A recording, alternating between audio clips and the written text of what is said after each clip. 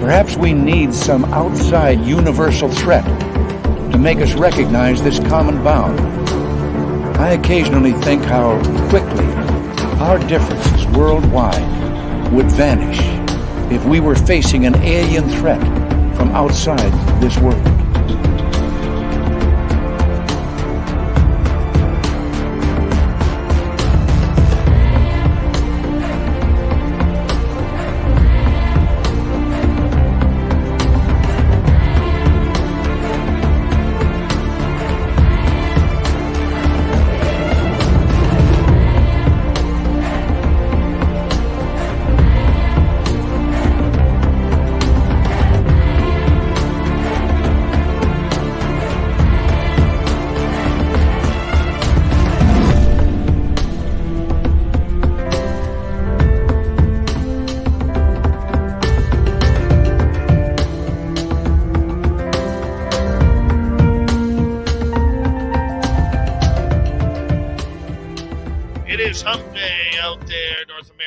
How y'all doing and around the world? Dave Scott here.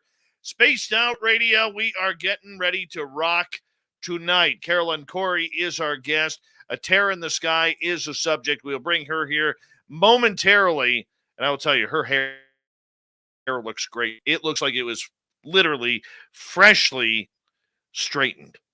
Looks beautiful. We're gonna compare hair samples here later on. But first, let's get to roll call. Bring everybody in here. How y'all doing, my fans?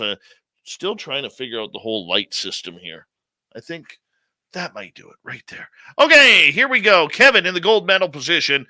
Race fan takes home the silver with Roy Boy collecting the bronze medal tonight. Jeffrey DeRuin.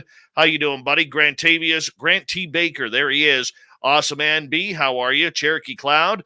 Thank you for kicking off the super chat tonight. Very much appreciate your love and support of Spaced Out Radio. Thank you very, very much. Moving on here, we have Black Dragon, one of our favorite veterans who tunes on in nightly. Thank you, Black Dragon, for your incredible service in the Marine Corps. Downshift, how you doing? Mennonite Abe. Desert Rat is here. Desert Rat will be signing autographs after the show. Line up to the left of the studio, if you don't mind, to the left of the studio. Raz, how you doing? Thanks for coming on in. Doc from Wyoming, good to see you. Dennis Zuniga and Cajun Two Eyes, welcome to the show. Mark Longoria, the Corbanian one, how are you? John Hinojosa, nice to have you back as we continue on with roll call. Eris Mana, always a pleasure to have you here. And here we go. Magic Maiden looking lovely tonight. Magic Maiden, by the way, will be signing autographs after the show as well. Line up to the right of the studio. Do not make eye contact. She doesn't like it. All right, Big Dog, thank you so much for the amazing super chat. Very much appreciate your love of this show, buddy. And you have a good night yourself. North Alabama, how you doing? Evan Walters, good to see you. As we continue on with roll call, my man D. Cohen in D.C., how are you? Nice to have you here. And there is Awesome Ann Palmer. Good to see you. And who else is joining us tonight? Well, there's Robert Garcia. Good morning to you over at Across the Pond. And who else is here? Let's scroll on down. The gorgeous Manitoba Becky. They call her the Wheat Queen in Brandon. Yes, they do. Grandpa Holland in Australia. The lovely Christine. Thank you for joining us. And who else is here? Let's see. Scrolling on down. Dirty Filth. How you doing, you big boil and ghoul? Nice to have you here.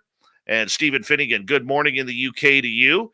And Millennia, my man. How's it going? Thanks for coming on in. And who else do we have? The lovely Judy of Gaul is here. So is the lovely Judy Wheeler. It's a double Judy night in the chat room. Look at that. Gorgeous Teresa, the lovely Jenny, D. Worm, Logan Black. Nice to have you all here. All the World's a Stage. Nice to have you back. Stunning Stephanie Jackson. Good to see you. Rachel Wrench, welcome to SOR Chat. Good morning to you from Wales. Fabster, nice to have you here. Super Knower, always a pleasure. Luscious Jules, good to see you. Jeremy Jones, thanks for coming on in. And Noodles, good to have you here. And who am I missing here? Oh, there's Steven. Thank you so much for that awesome super chat, my friend. Really do appreciate your love and support of SOR all the way over in the UK. Let me get the radio side started.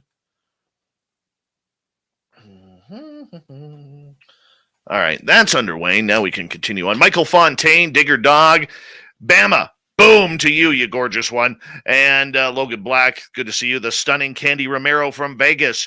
Nice to have you here. John Blair, good to see you, former Prime Minister. And who else is here? Truth Entertainment, Reptilian Overlord, good to have you both here. And Pono, what's happening, man? And let's see. Noble Patrick, nice to see you. And I think I'm almost caught up.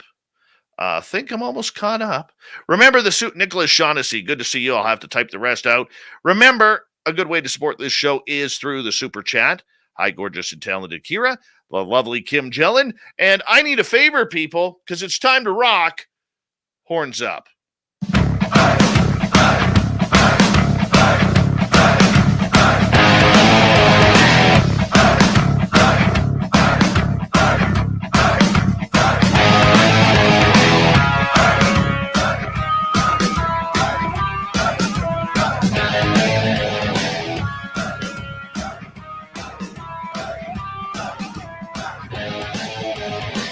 Mountains of central British Columbia to you listening around the world.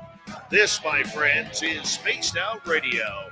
I am your host, Dave Scott, sitting in the captain's chair of SOR headquarters. We welcome you to tonight's show on our terrestrial affiliates around North America, digitally on Odyssey Radio, TalkStream Live, and KPNL. All of our archives are free. Join us at youtube.com/Spaced Out Radio. Do old lady the favor, hit that subscribe button. You can follow us on Twitter at Spaced Out Radio, Instagram, Spaced Out Radio Show, and on TikTok at Spaced Out Radio. Our website, spacedoutradio.com. We have a plethora of features for you. Rock out to Bumblefoot. Read Shirky Poo's Newswire. Check out our swag as well. Tonight's show is brought to you by Chive Charities. Help make the world 10% happier by visiting Chive Charities today. You can find them on our website. We got a great show planned for you tonight. We're going to start off with Caroline Cory. She talks about a tear in the sky. You're going to learn all about that tonight. Then in hour number 3, we got another spooky story from the swamp, courtesy of Swamp Dweller. Fedora John brings in the Unbiased UFO report. Shirky Poo's got the news.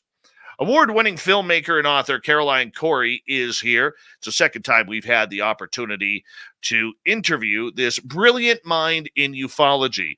And what she has the ability to do is actually take what she is thinking and actually put it on film. Based on her personal experiences, Caroline has always been fascinated by existential topics, study of consciousness, for instance, mechanics of the universe.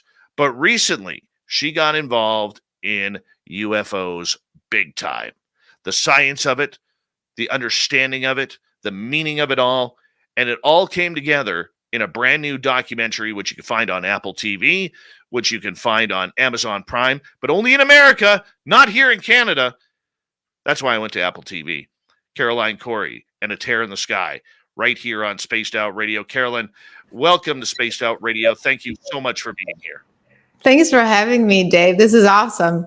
I think people should just go to the website and they'll see all the platforms. So if you're in Canada or anywhere in the world, just go to the website, atearinthesky.com. That works too. Sorry about that. You couldn't I find was just so excited I forgot to mention your website. I'll be honest with you. Caroline, I don't watch a lot of documentaries, and I'll tell you why. It's because it seems like it's the same characters and saying the same thing with just a different title. But this one, A Tear in the Sky, you went in a completely different direction than what we are used to. And the critics are finding out about this. The critics are loving this. It's starting to become award-winning, and you're getting a lot of applause and praise from around the United States and the world regarding this documentary. We're going to get deep into it over the next couple of hours. But what brought you to the interest of the Tic Tac and creating A Tear in the Sky? Well, actually, I wasn't necessarily interested in the Tic Tac itself. It kind of all came about, it's you always think it's by accident or by coincidence, but there's never a coincidence really. So I actually had many sightings and experiences for the longest time, but I was more involved in the study of consciousness, communication, contact, things like that. But I was going to actually, for those who saw my previous film, Superhuman, I was going to do the sequel of Superhuman a couple of years ago. And then I just had this inspiration. No, no, no, no. Do a movie on UFOs. And I'm like, really? UFOs? I don't want to just rehash the same thing. And I realized that my perspective was, like you were saying, totally different. As a filmmaker anyway, what you do, the first thing you do is to look around and investigate and make sure that there isn't a similar film out there or somebody who's already covered the subject the way you want to. And so I was shocked to realize that no one has done a scientific approach to the subject of UFOs. So when I got the inspiration, I'm like, of course, I have to go out and do exactly that. And so this is how it happened, really.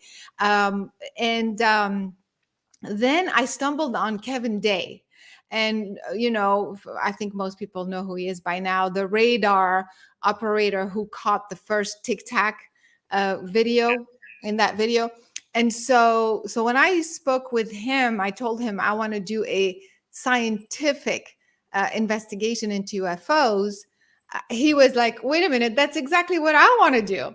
So he already had a team together, and we wanted to go and collect any UFO, just like anything. And sure enough, we end up capturing very similar ones, which was mind-blowing. And we're going to get heavily into that here and the results, because there was a couple pieces in there that blew my mind. They really, really blew my mind. Things that we really haven't seen before in other documentaries, which use a lot of different stock footage of UFOs and other phenomena that seems to happen. Why did you think it was important, once you met Kevin Day, to tell this story? Well, because of how much his life was affected by this event. I couldn't believe it. I mean, I had seen him talk about it here and there online, but when I spoke with him, I was so touched that I didn't even want to cover the story. But when you really meet the man, and also the other guys, Gary Voorhees, Jason Turner, and a couple of other guys, Ryan Weingart was also in the film. All these guys, I mean, their life was destroyed because of this event. And so I went from not even wanting to talk about it, just going straight to the investigation, to totally starting with that story and kind of weaving it in with the scientific discoveries that we made. And what happened was, it was all connected. At the end of the day, we literally went full circle. We ended up capturing the exact things, other things too, but one of the things we captured were very similar Tic Tac, the same ones that destroyed their lives in 2004.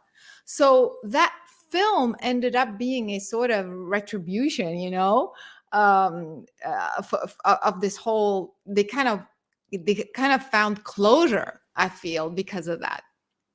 You know what? Let's talk about the feelings that go along with that right now, because you interviewed Kevin and you could see him at the beginning of the film start to break up, start to cry, because this is a man who loved being in the United States Navy. And after his naval career, he had planned to go into private contracting and hopefully continue on where he got to help the Navy increase and expand and become more technologically advanced. But then 2004 happened. And he was the main man responsible, for people who don't know, on the USS Princeton, who was running the radar, tracking these Tic Tac objects. And he was the one who recommended that they send fighters up, including Commander David Fravor, to go investigate the Tic Tacs. But shortly after that, and I'll let you explain, this entire event shaped him and his reputation on the shift, where everybody on that boat started making fun of him. Yes, absolutely. So when he talked about it to his commander, I don't know how it works on the ship, but to his superior, I guess, he was asked to not talk about it. And then the rumors started on the ship, and there were jokes and cartoons written. I couldn't believe I got a hold of the cartoon that was written about him. Blew me away. Yeah, I couldn't believe it. It was the exact same one. And so we put it in a film. And just imagine, I mean, you've been in service for 27 years, right? You're on a ship, you have all your shipmates around you, and something happens to you, and everybody's laughing at you at the end of your career. You know, how embarrassing is that?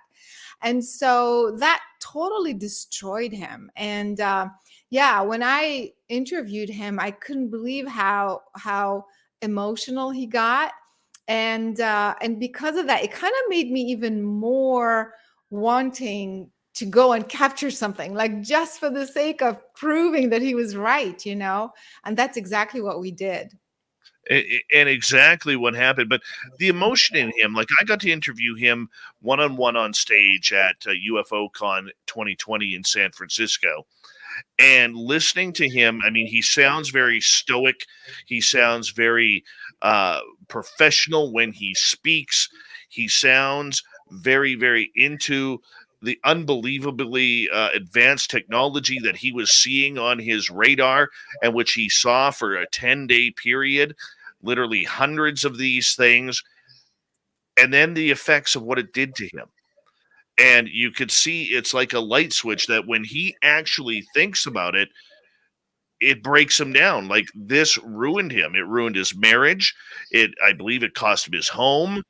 Like, he couldn't do anything. And not just him, but you take, the bearded wonder, who we call around here, Gary Voorhees. I mean, Gary's never been the same as well. Gary's been to treatment, all because of this event, because the responsibility of the entire fleet was on their shoulders. And in the end, they have an unknown adversary, and they're being blamed afterwards. They're being laughed at afterwards. I mean, no wonder these guys were walking away with PTSD. I know. And even if you noticed, you know, Gary also broke down at the end. If you really look carefully, he was tearing. So that's that. I mean, I was just like so touched by these guys and their story, and how so that's why the movie is even more meaningful, in addition to all the science and everything else that we brought, like you were saying, footage that's never been seen anywhere before, plus how it related to their story for, bringing them the closure. I'm just beyond ecstatic what we've done here. What has been the reaction from people around the UFO community, but more so from outside the UFO community, regarding this film and the realities that you brought? Actually, it's really, really, the reviews are amazing. I want to say 95% of the reviews have been incredibly positive, very, very supportive. There's always one or two people who are gonna trash your movie no matter what you do, and they have the right to do so. But in general, the response has been tremendous, and I love this because this is the mainstream. These people who aren't necessarily into UFOs, these are film critics, also festivals. I won, I think, five festival awards, and maybe seven official selections. I'm losing track right now, but I mean, quite a lot of recognition again from the film festival circuit. And because these are mainstream folks, commenting on the content, you know what I mean? On the story, on the content, on the footage, on the production quality. For them to really give positive reviews is huge. And so what I feel is happening is for the folks who are in the UFO world, who are believers, so to speak. I think this film gives even more credibility and more kind of empowerment. Like, hey, we went out, we collected real data scientifically. This is, this is the way it's been done. It is going to be done. It can be done scientifically with all this equipment. But for the mainstream, I think now they're starting to open up to the subject because we approached it from a scientific perspective. And of course, also because we had William Shatner. Hello. I mean, that's the first thing. A lot of people are watching the film because of William Shatner. And so, people will say, well, do we need, some people who want to really nitpick and say, criticize here and there. But at the end of the day, what are we trying to do here? I'm trying to make the UFO subject credible, relatable, believable, and mainstream. I mean, let's stop this whole paranormal, woo-woo stuff, and let's talk about this subject in a mature, normal way, like the government's doing right now. So I think that's exactly what the film is achieving, and I'm ecstatic. I know you're excited about the science and everything that goes along with that, but I'm very curious, at any point when you were seeing the emotional reactions from Kevin, from Gary, the other veterans, even the scientists on board like Kevin Knuth, and the reaction that they were having, did you at any time feel that this was going to be personal for many people on board? I didn't realize it was going to be that personal for Kevin and Gary and Jason and, the Navy folks. I mean, I was really like, wow. Well, because we didn't know we were going to capture the Tic Tacs. It was like, before the film, just think about this. How many people go on expeditions and like nothing happens, right? And so I'm thinking, wait a minute, like we're putting this whole team together and all this equipment and all this money and all this, the production, and what if nothing happens? So there was a lot at stake here. And I was just praying for one thing. Well, one really good thing. I mean, come on, that we could measure scientifically and bring that sort of data. But we walked away with like you were saying, what are the odds that a similar tic-tac-like object traveling the same way, against the wind would be captured during the filming? What are the odds that we would capture these raining ones falling down in the water, just like Kevin Day was saying in the film? So, and plus, more things, as we captured. So what I'm saying is, it like the emotional impact was totally blew my mind. Yeah, I think it blew my. I think it blew my. Sorry, I'm just having some audio issues here. There we go.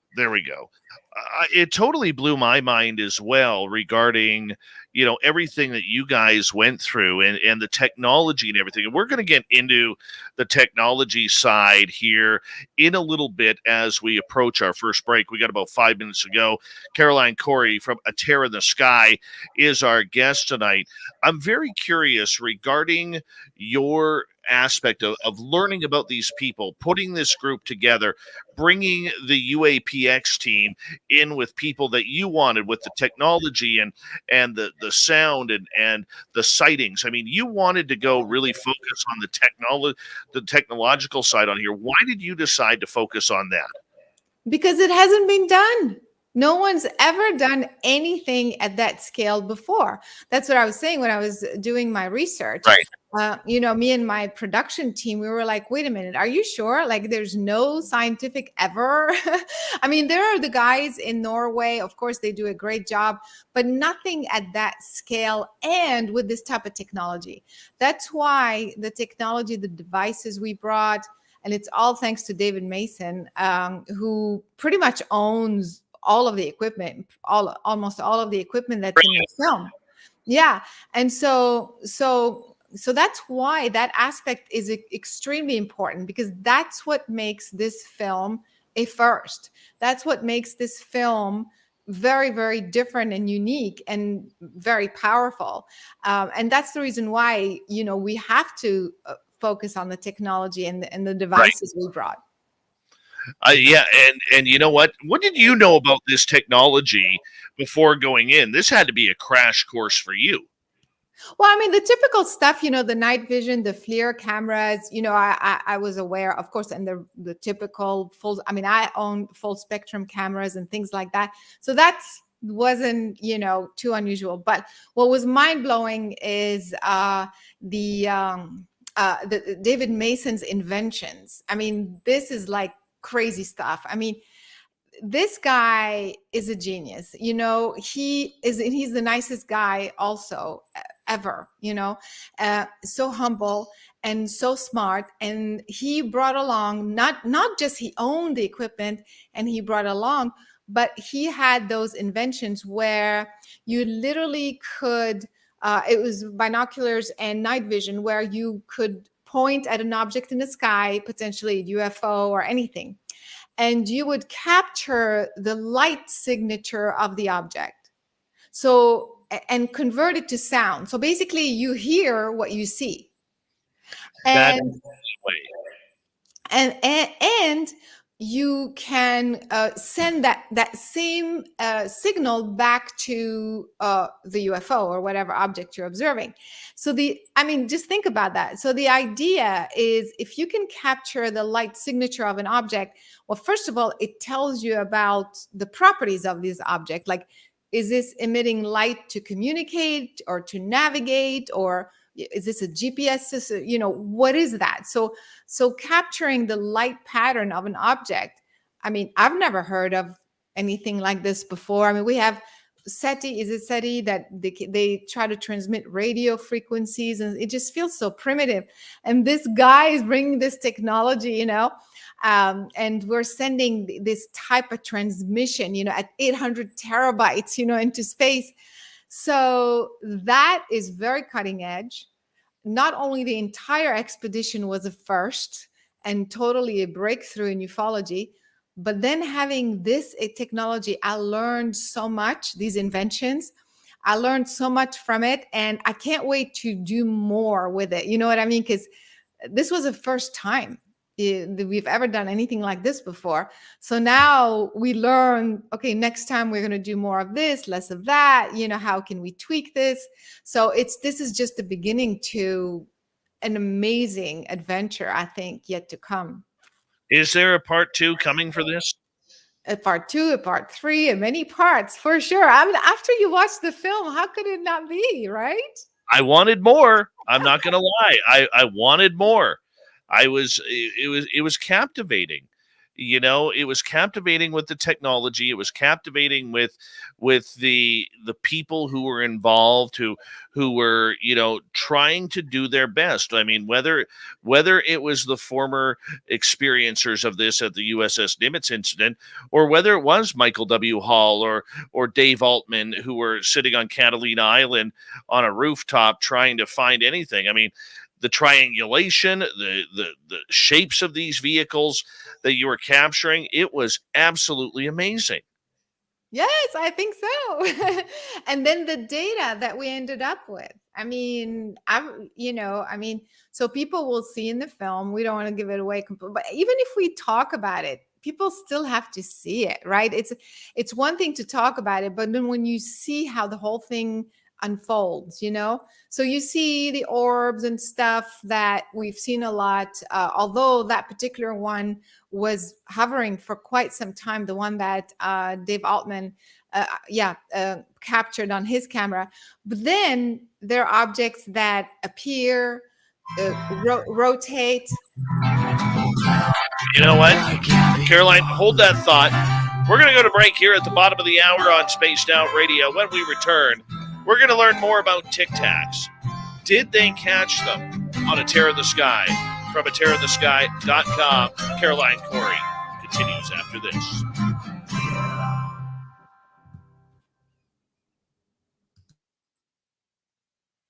I have no idea what the heck is with my microphone tonight. How long is the break? 5 minutes. Okay, great. Yeah, 5 minutes. Okay. Joe, I'm going to put the website in. It is tearinthesky.com. There, it's in the chat room. Yeah, yes, please. If we can put, because that's where people see like the different platforms, no matter where they're located. Yes. Oh. Fast half hour. Fast half hour. I know. I can't believe it's already half an hour. It is quick. It is quick. And little Davey Altman is out there somewhere listening in, all really? proud. It was a nice ponytail you had in the movie, Dave. Nice ponytail. Hey, Dave. Where is he? He was in the chat room earlier. Oh, okay. I don't know where he is now. Okay, so I'll see you in 3 minutes, 4 minutes. Okay, yeah, we've got about 3.5 minutes. Okay, cool.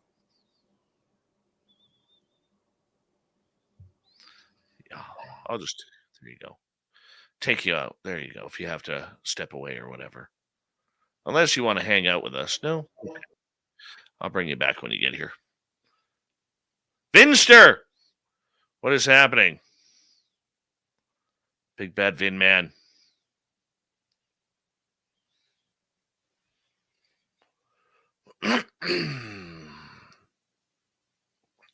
Do.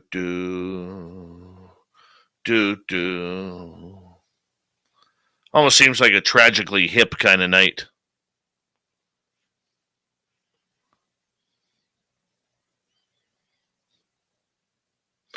Jorge Hernandez, what is happening? Good to have you here.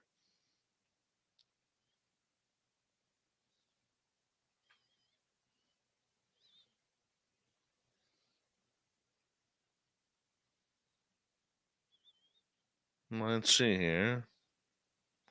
Mike Palumbo, we will get to them. Hello, lovely Kathleen Hughes. Nikki Cook, long time. How you been? It's been a while. Oh, there's Caroline right there in the chat room. Hi, Dave. There she is. Omnium Media.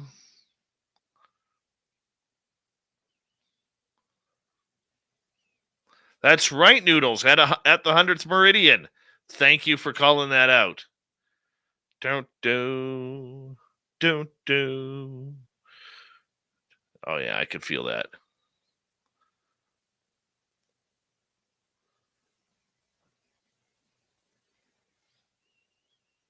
That's one band I never got to see in concert. Much to my chagrin. And the word chagrin is not used enough anymore. Much like Dave Altman's hairbrush. It's not used much anymore.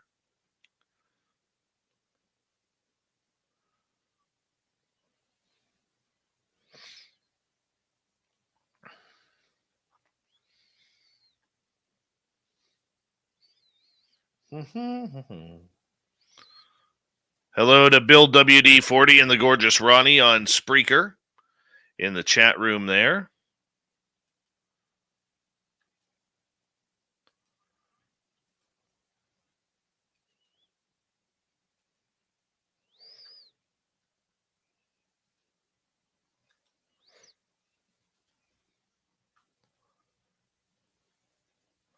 Chico from Phoenix, how you doing? Been a while, buddy.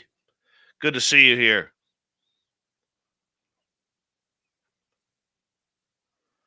Millennium, I'm jealous. I'm jealous.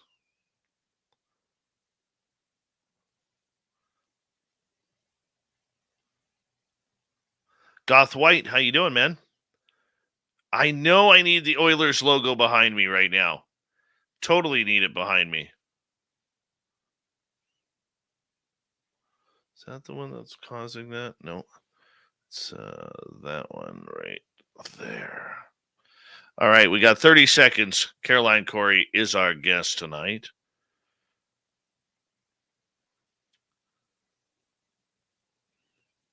Apparently, I just got called fat by Paranormal Alley in the chat room. But thank you, Cherokee Cloud, Big Dog, and Stephen for the super chats. Really do appreciate it. It's a good way to support this show. And here we go, everyone.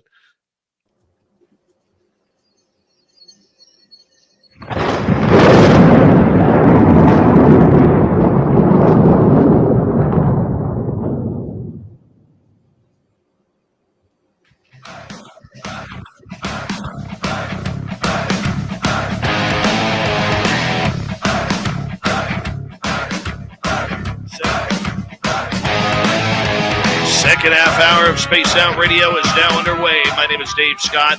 Thank you so much for taking the time to join us. We very much appreciate earning your listening ears wherever you are on this beautiful planet we call Earth.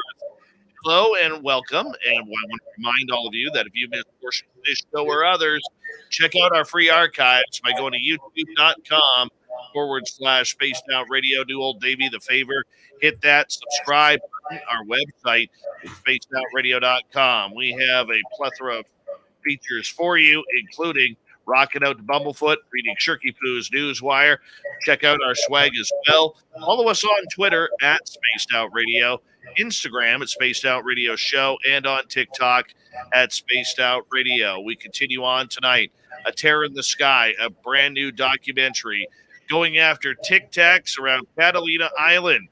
Yeah, it's just not a wine spritzer down there anymore. It's alien places.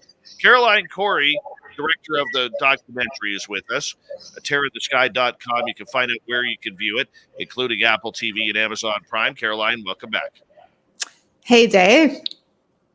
Excellent to have you here. Let's get into the technological side of everything.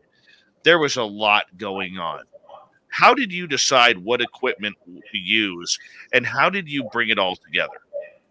Yeah, so there were already 2 scientists on the team, 3 actually, on the team, and David Mason, who, as I was saying, owned the equipment. So we went, we had meetings, pre-production meetings, where we would kind of decide what was going to be necessary, how many people, where we were going to be positioned, and so on and so forth. So we were so lucky that David Mason already had more than we needed, actually.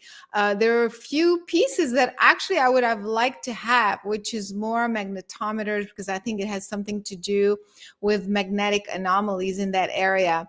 And so it was more than enough to cover the optical, the acoustic, the RF, the spectrum analyzers, the radiation detectors. We did have a magnetometer as part of the UFO DAP system. So we pretty much had everything, for the optical range, the regular cameras, to the night vision, to the FLIR. And for those who don't know too much about the FLIR, it's about 10 times more than the regular night vision in the infrared spectrum range. So extremely sensitive, industrial grade. He had 8 of them because we were trying to cover the entire sky. So, I mean, that's kind of how it all came together.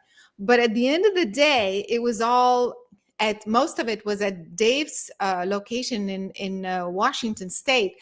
And we had to ship everything. But because it was, expensive equipment and also delicate equipment, we had to send a driver, a person, a PA, with a truck to pick it up, pack it properly. Dave had it all ready to go, and drive it down to California. And we did the same thing to return it, to make sure that nothing was lost, nothing was damaged, and everything was under our control.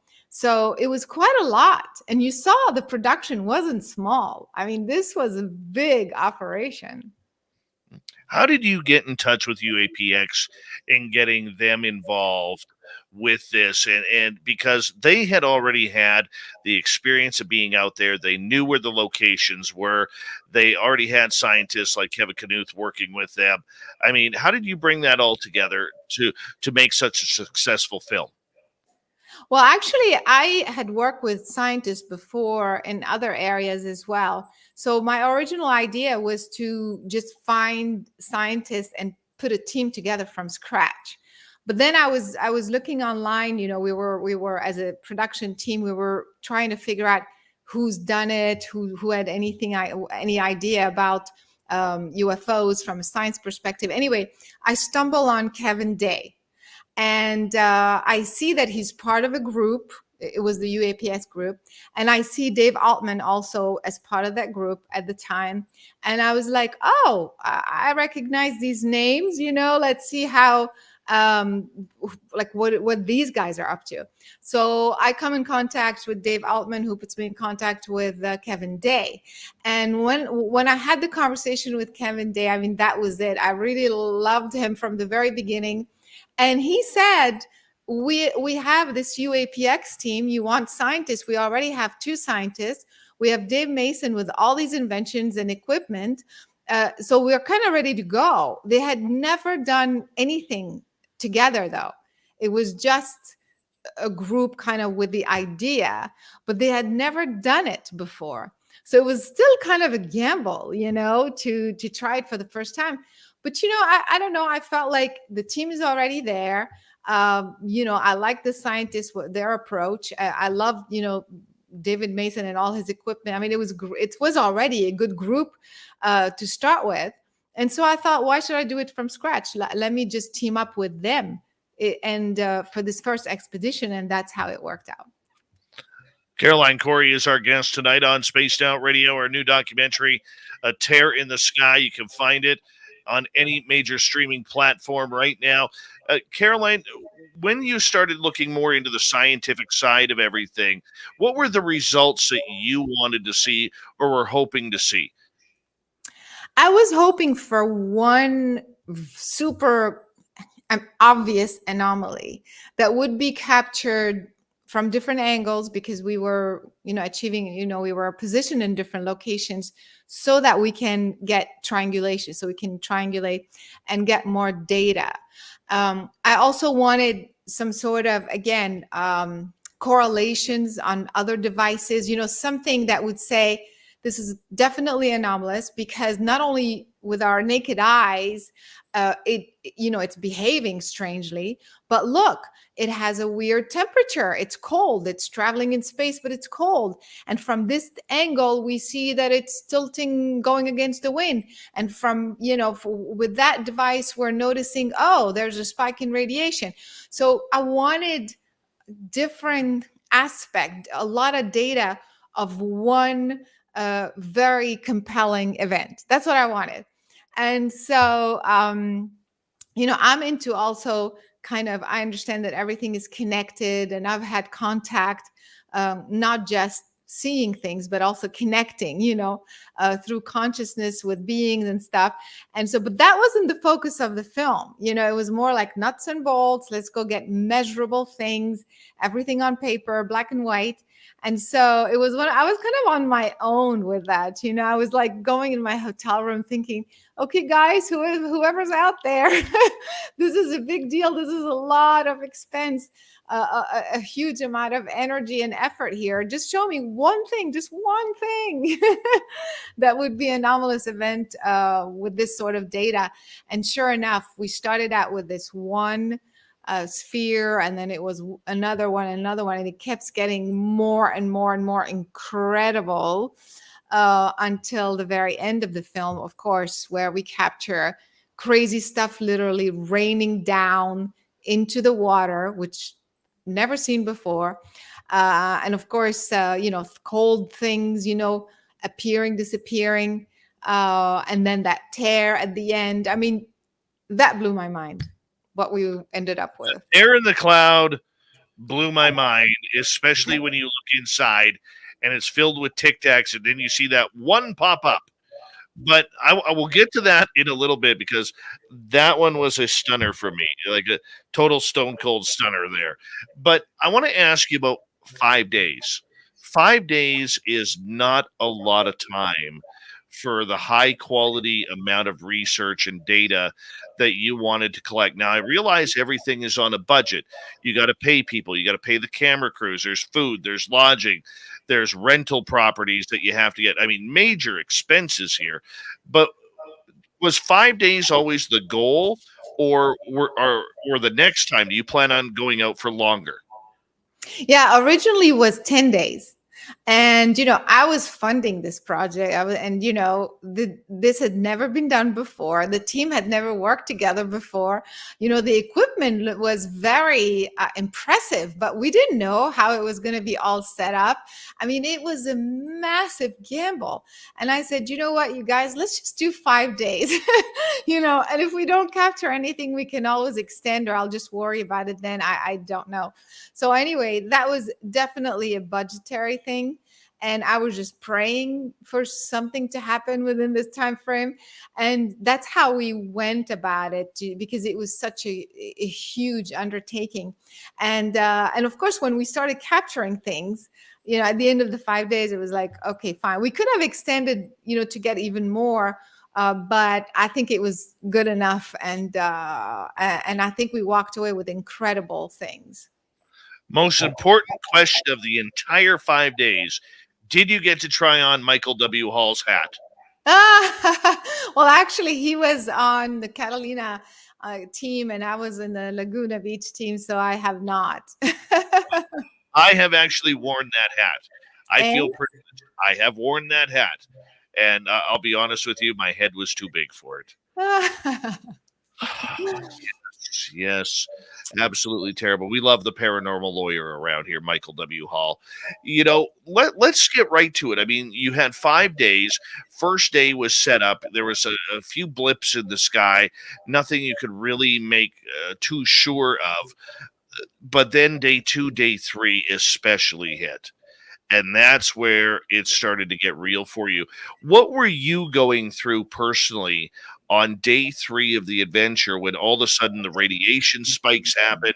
You started getting these oblong objects first spotted by Dave and Michael on Catalina Island. And then when you draw the trajectory of it, it's almost equal to what was happening on the coast at Laguna Beach. I mean, this is getting exciting here. Yeah, exactly. The first 2 days, I think, were a total wash because, the setup took forever.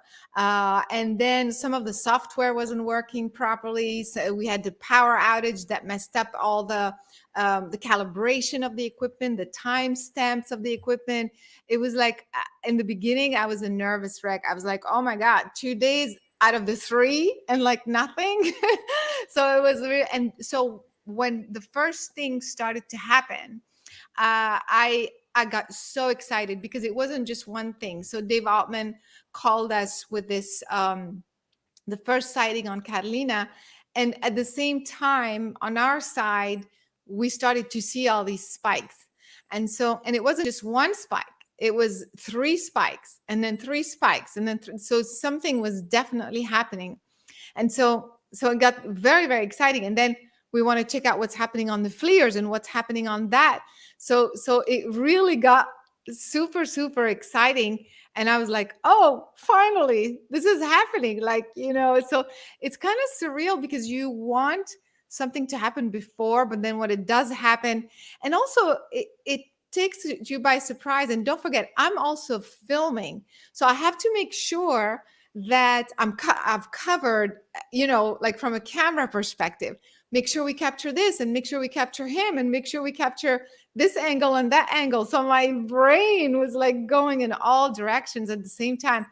To be honest, I think it's a miracle that we not only captured this data and that amount of data, but we captured it on camera. I mean, the crew was huge. I mean, we had all together between all locations, we had like 10 cameras going on at the same time, and I'm the director of 3 crews at the same time. Do you see what I mean? It was quite an undertaking. So it was chaotic, exciting, surreal, and amazing. For you, One of the terms that you said very early in the show was that you wanted to try and figure out triangulation. You had this conversation with William Shatner to try and triangulate everything that can happen in that triangle for data, for investigation, for airplanes and other weather anomalies and everything like that. Why was triangulating these phenomena so important? Again, because you see a lot of amazing footage out there, but there's no triangulation, meaning there's no other angle, there's no other data with it other than what the person's telling us or what this angle is telling us. So that's why this was so important, to get this scientific perspective. If we're walking away with the same thing, just the one angle, even you have 10 witnesses, sometimes you have 50 witnesses, it's still, the measurability is still from one perspective, one angle, and one aspect of the whole data. So that's the reason why that was very, very important. So let's draw a picture for our radio listeners' minds. You have Dave Altman and Michael W. Hall on Catalina Island as one point. You have the main UAPX team and all of the equipment set up in Laguna Beach, which is point number 2. Point number 3 was Jeremy McGowan in his Osiris vehicle that is literally built to try and track UFOs. I mean, think tornado vehicle, except with UFO computer technology, try to track UFOs to get him to that third triangulation point. What happened once you set that up? Yeah, so when Dave Altman called us, he had the first sighting. We then started to see what other equipment, what other devices were going off at the same time in Laguna. And because of that, we had an idea which way the object was traveling and where it was in the sky and the shape and things like that. So Jeremy would then take off and try to get a third angle, a third perspective of the same object. So this is kind of how we went about it, to try to capture it from different angles or whatever else was happening at the same time. And when did the results start? Like if I recall in the film, things started pretty early that day in the afternoon, and then they just kind of started happening a little bit more and more, and then until the nighttime. No, it wasn't like that, actually. Nothing happened literally the first 2 days. It was I understand. So was it day 4 then? Am I getting day 4 and day 3 mixed up here? No, it was actually day 3. It was July 14th. I remember that date because I knew that was going to be the day that we would see something. And we had started on the 12th. So 12 and 13th, nothing happened. Even the 14th, during the day, nothing happened. And it was the 14th at night that was the first discovery, so to speak. I mean, the day before, Dave Altman also captured this thing, but we weren't able to get any data on it. So it was just kind of a wash a little bit. So, but day 3 is when we had the first object appear on multiple cameras. So the cameraman himself also captured it, 2 night visions. And then on the Laguna side, also they had the FLIR also captured an object at the same time, and also radiation was going off. So that was the first event, which was the 3rd day, July 14th in the evening. Okay. And then, so go ahead, please. And then after that, the next morning and the next evening, this is where it was like one thing after another, after another, after another. And that was amazing. How did you guys know, as the gear kept recording throughout the night, how did you know that it wasn't birds or helicopters or any type of ocean phenomena that wasn't stirring up a lot of this evidence from the clouds to the radiation beams, which could be the sun or something along those lines? How did you deal with that? Yeah, so first of all, these are experts, okay? Like David Mason, I mean, he is a technology expert. He looks at FLIR cameras all day long. I mean, I'm sure he does other things, but he knows the technology, and he's been using it for UFOs for many, many years. So he knows exactly what he's looking at. And so So he can rule out very, very quickly, okay, this is a bird, this is an airplane or whatever. And so we have that, also the scientists who are expert, they can tell this is a satellite or a meteor or whatever.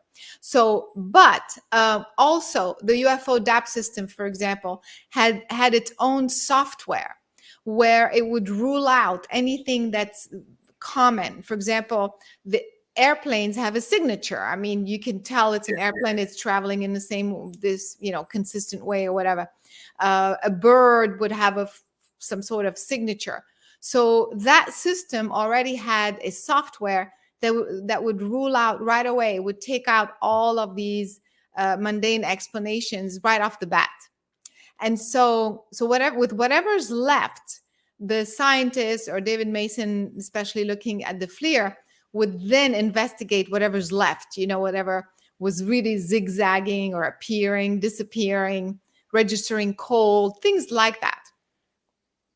Okay, so the fact that you were able to rule out birds, you were able to rule out weather phenomena, you were able to rule out airplanes or helicopters, probably due to heat signature, most likely, correct? Especially on a FLIR, you're going to see a contrail, you're going to see temperature changes and everything like that. I hope I'm correct when I'm stating that. Yeah, I mean, on the FLIR, you can still see the airplane registering, hot, the birds register hot, although there are some anomalies that do register hot. So what I'm saying is not that all anomalies only register cold. Right. Sometimes, so it's both, is the ability of the expert to look at it and recognize, the pattern, if it's going against the wind, if it's going sideways, especially if it's zigzagging or changing direction, right, some crazy thing like that. I mean, that's already the speed or whatever. That's already an anomaly, and the temperature. So it's like, there are several things that are going on at the same time. So for people who don't understand how FLIR works with temperature, why was it important to gauge the temperature of what was going on in these anomalous objects that were caught? Yeah, again, because if an object is traveling in the sky, the propulsion system that we know of should generate some sort of friction, therefore some sort of heat. So if you have an object that's traveling that's totally cold, then it's some sort of technology that we don't understand, especially when this object appears and rotates and then disappears and then it's cold. What is that? So that's why having the temperature as an additional piece of data is extremely important when studying the phenomenon. Very true. Very true. We have 90 seconds to go before we have to go to break at the top of the hour. Caroline Cory will be with us for another hour here on Spaced Out Radio, breaking down A Tear in the Sky. Before I ask you any more serious questions and we bring in audience questions in hour number 2 for you, Caroline, I mean, what did you learn not only about yourself, but about the phenomena by doing this film? We got 1 minute. I mean, well, first of all, it was more of a confirmation that this is much bigger than we think. And it's not just one thing. I think some of it is human technology, but there are other phenomena, some of it may be atmospheric for all we know, that are still considered anomalous or UFO related. So that's, I mean, to me, it's not that I learned that piece. It's more of a confirmation of, wow, it's even more than we think, especially with that last thing that we discovered or whatever that is. They're still trying to investigate it. So, but that's definitely compelling and intriguing. And it's just adding more, mystery to the phenomenon. Very true. I cannot wait to ask Caroline Cory about the Tic Tacs and the wormhole in the cloud. Was it really a wormhole? Were they capturing 35 to 50 foot Tic Tacs? Were they appearing out of nowhere? Were they shooting into the water and then up into the sky? We'll find out if they got that evidence. atearinthesky.com is the website. Caroline Cory, the director of the film. I highly suggest you check it on out. Spaced Out Radio's hour number 2 is next.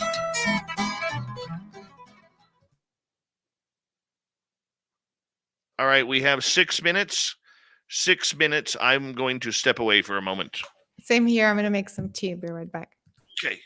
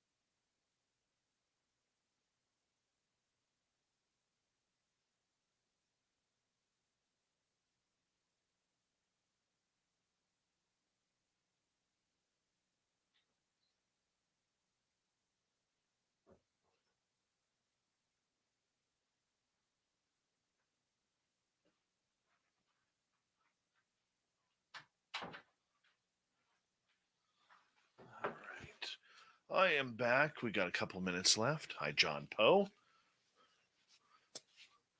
And let's see who else is here. Lovely Lara, nice to see you.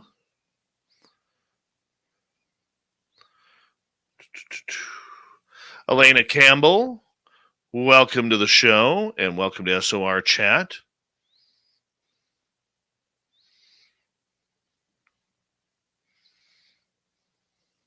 Mark Sanchez, good to see you, buddy. Phenomena, do do do do do. Phenomena, do do do do. Phenomena, do do do do do do do do do do do do do do do. I'm not getting an echo on this side. Brown Dwarf, how you doing?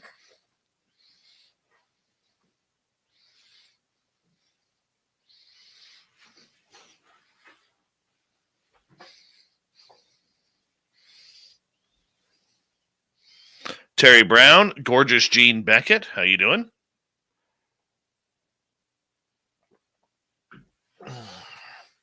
And what would it be without a night of the bots coming on in? Thank you, gorgeous Jenny. They are reported. And there we go. We have just under 1 minute to go. Thank you to Steven, Cherokee Cloud, and Big Dog for the amazing super chats. We really do appreciate the love and support that you guys all have for Spaced Out Radio. Thank you very much. Hello there, Robert Lamoth. How you doing?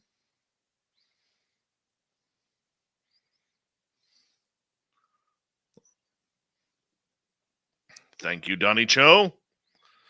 30 seconds. Thank you to all the veterans who are tuning on in. Hi, gorgeous Angel Wings. Welcome back. And if you guys want to do any shopping and pick up your SOR swag, you can do so at spacedoutradio.com. We got some great swag there for you. T-shirts, speakers, underwear, hoodies, everything you want to wear. Here we go. Hour number 2.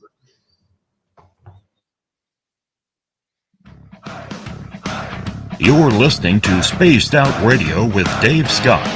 Follow Dave on Twitter at Spaced Out Radio and on Facebook, Spaced Out Radio Show. Hour number 2 of Spaced Out Radio is underway.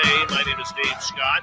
Thank you so much for taking the time to join us. We really do appreciate earning your listening ears wherever you are on this beautiful planet we call Earth. Hello to everyone listening in on our terrestrial affiliates around North America and digitally on TalkStream Live, Odyssey Radio, and KPNL. All of our archives are free. Join us at youtube.com/Spaced Out Radio. Do old Davey the favor, hit that subscribe button. The Desert Clam has set the password for tonight in the SOR Space Travelers Club. Ignivomus. Yeah, there it is. Ignivomus is your password. Use it wisely, Space Travelers, as the Clam sets the password each and every night right here on Spaced Out Radio. Our website is spacedoutradio.com. We have a plethora of features for you, including rocking out to Bumblefoot, reading Shirky Poo's Newswire, and check out our swag as well.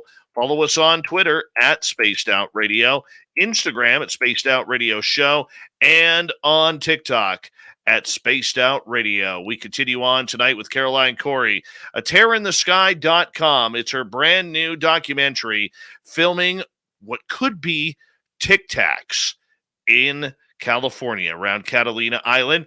terrainthesky.com, once again, is the website. It'll direct you where you can view this awesome docu-film. Caroline, welcome back. Hey, Dave.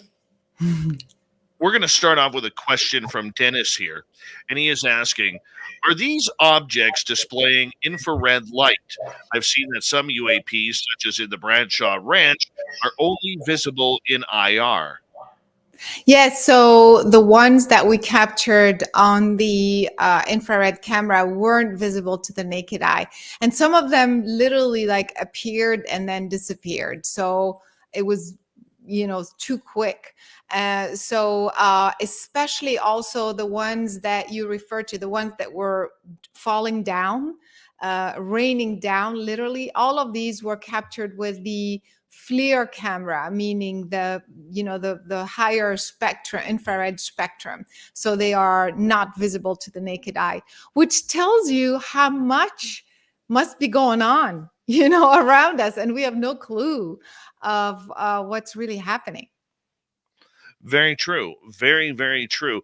I'm curious regarding that. Okay, so let's explain that, where you guys actually caught on FLIR camera what looked to be these objects dropping into the ocean in excess of 5,000 miles per hour. Explain what happened. So these were discovered by David Mason as we're going through the footage. He notices these things literally dropping down very quickly, objects. And of course, the first thing we think, oh, it's a camera glitch, because of course we want to rule out, could it be this? Could it be that? But it's not a camera glitch because, first of all, they were leaving a trail.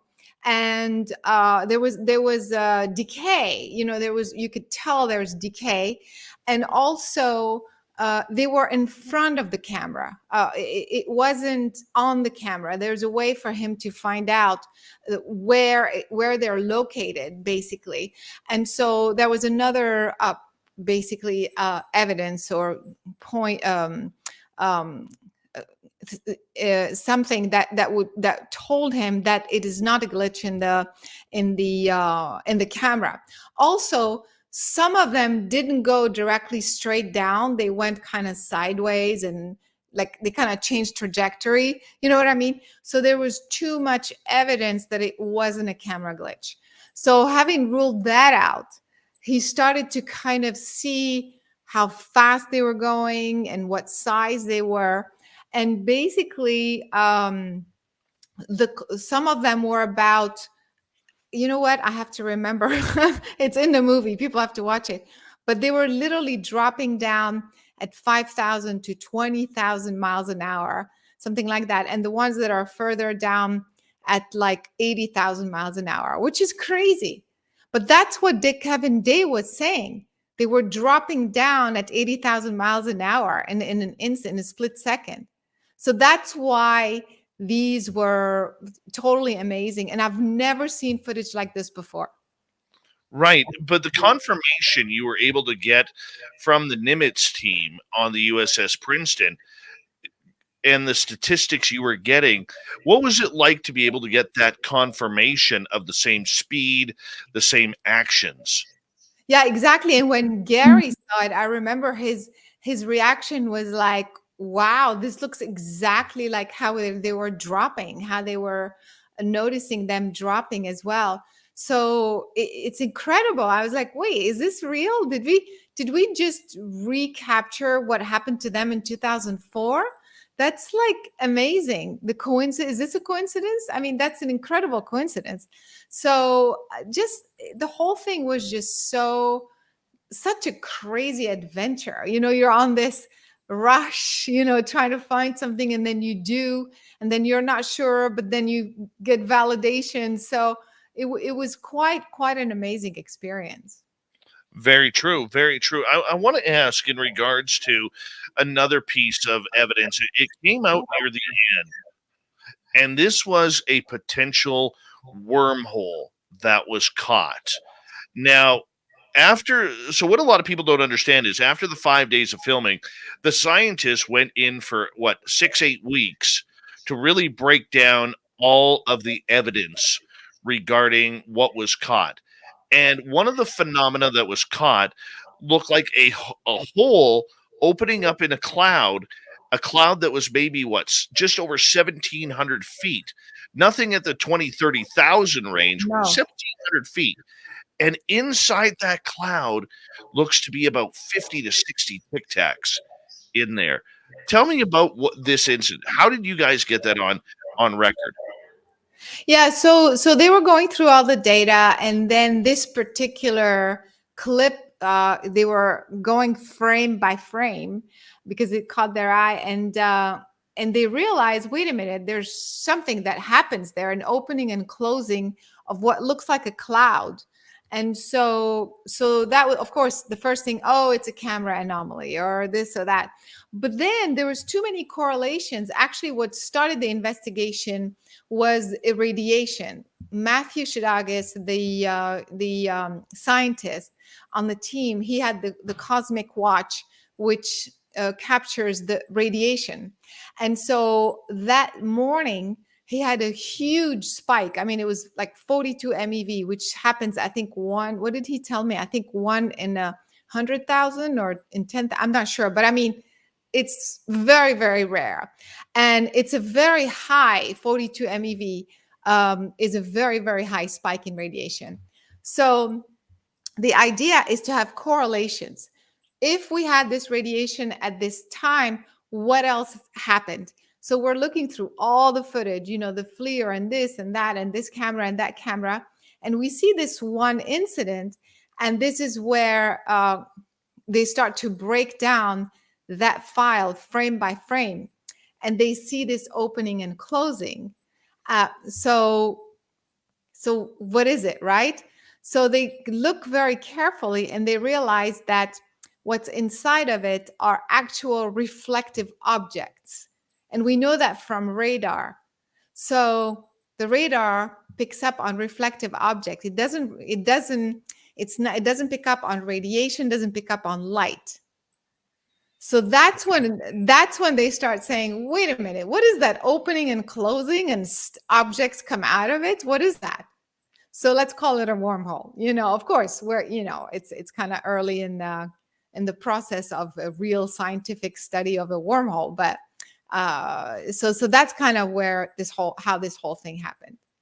What amazed me about that one little scene was that inside the cloud, when you zoomed in and you slowed the camera right down to where it was just a couple frames per second, you could actually see, I'm going to call it a tic tac. I know it's still unknown, but what looks to be a tic tac all of a sudden blipping right into the frame.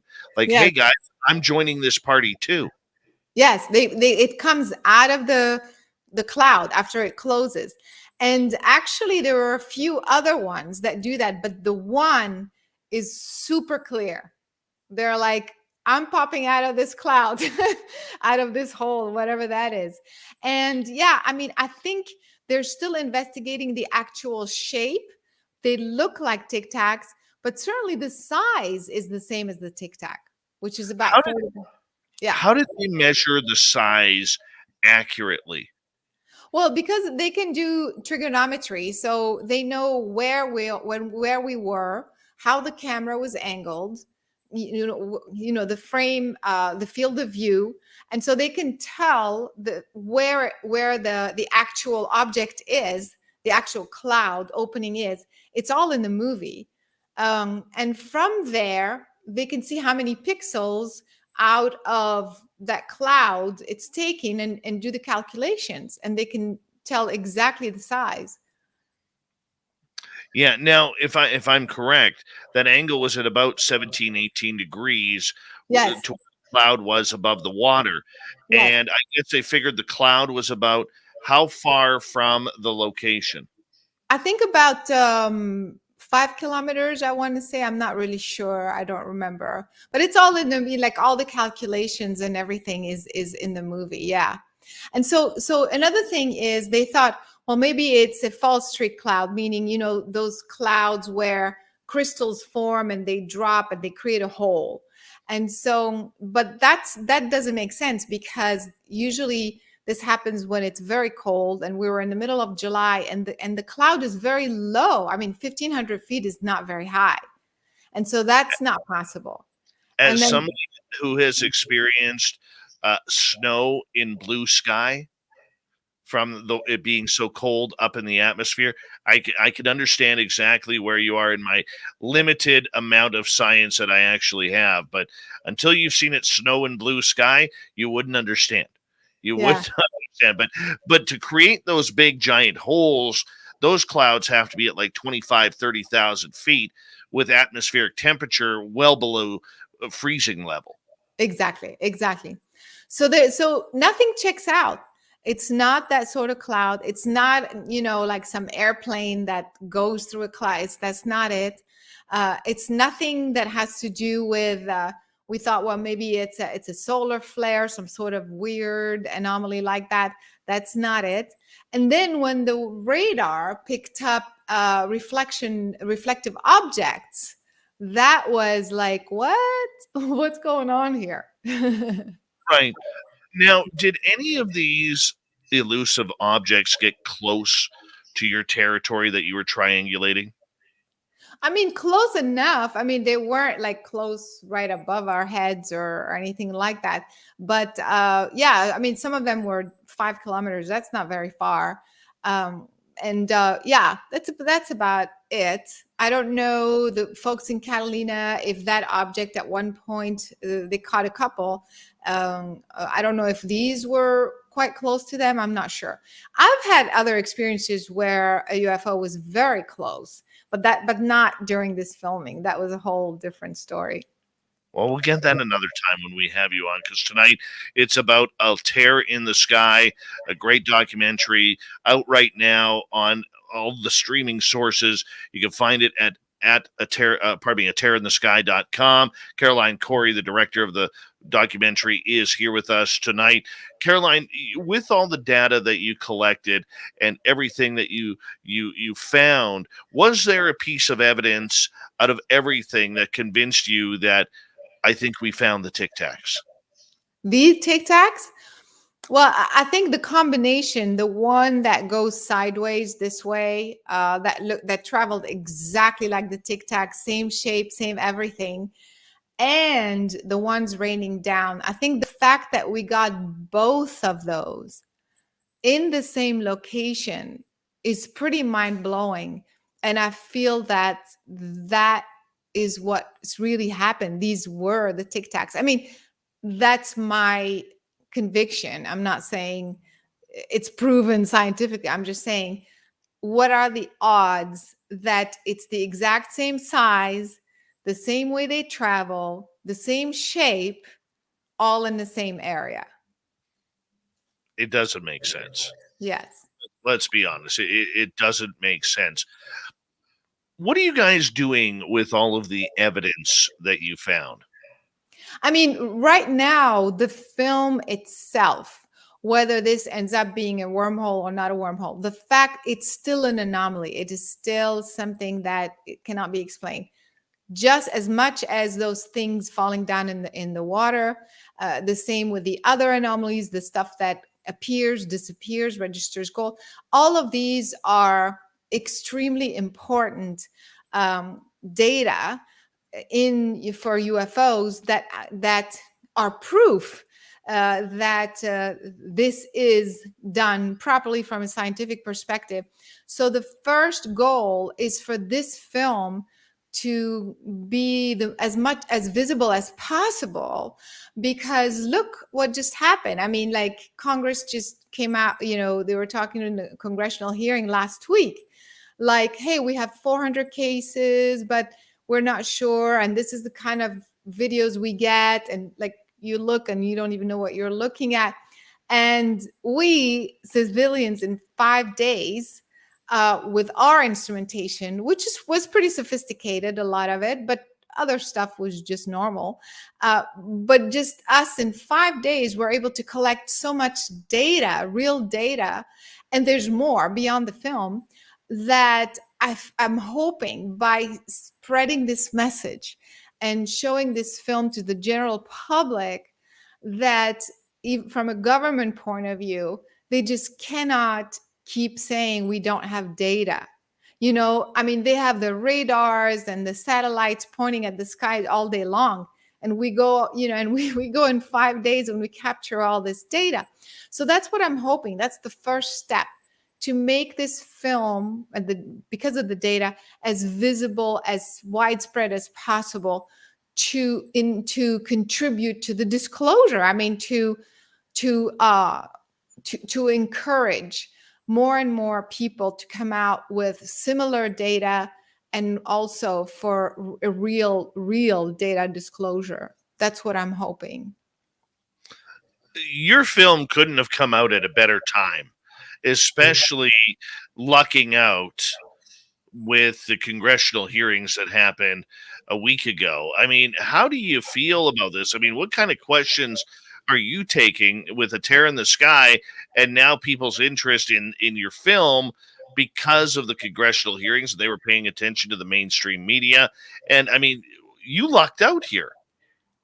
I know. Speaking of timing, I'm telling you, this film, from beginning to end, it was divine timing. I mean, when I started it, when I had the idea just before Christmas, I wasn't thinking of UFO. All of a sudden, okay, I'm going to make a UFO film. And by March, we pretty much had the team together, the plan together, the financing pretty much together. And by July, we were filming. By September, we were in post-production. I mean, this is like record speed for film. I mean, especially that quality, production. It was very, very involved, very complicated to edit, very complicated. And so to put it all together and turn it around and have it out now, it's like, speaking of odds, what are the odds? It was just like all falling into place perfectly. No, that's absolutely perfect. Absolutely perfect. I mean, you must have been jumping for joy. I mean, your film comes out a couple weeks previous to that, and then all of a sudden we're hearing about congressional hearings coming on out, and you're like, you got to be kidding me right now. Like that, this was just been like a good luck charm for you. Yeah, and just before that, they came out with this report, this 1,500-page report saying, about the contact with alien crafts or something, the effect it has on your body, and the abductions and the nightmares and the abort. I'm like, what? It's like, this is insane. So that's why, for those who did watch the congressional hearing, and then they're going to watch this film, everybody should watch this film. I mean, because of the type of footage that's in it, that's very unique, and the way we went about it and the people associated with it. So when you go, wait a minute, the Congress cannot be telling us we don't have data, or we don't have a system in place, or whatever, when there's this film that literally shows exactly. And I'm not the only one, there's tons of credible data.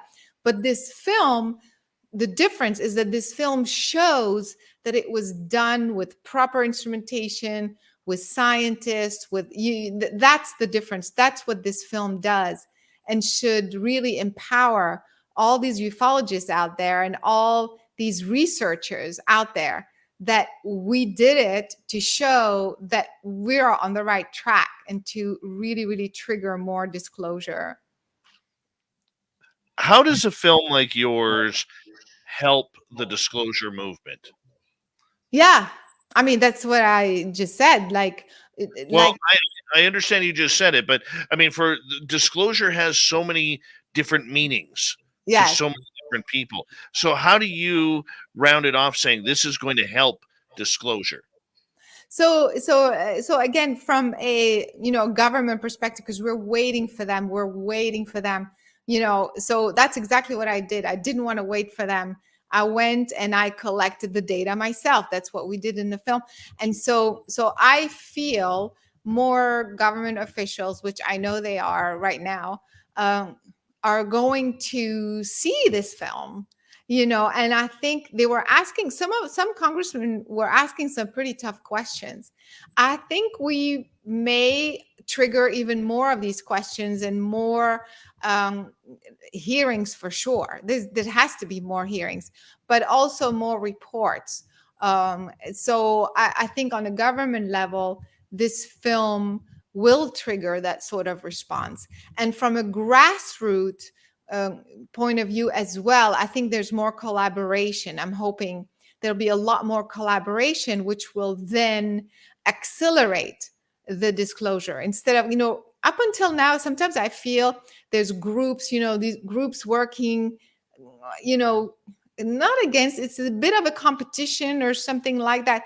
I feel like hopefully this will bring more of the community together. If you have a piece of information, if you're a scientist, let's collaborate together.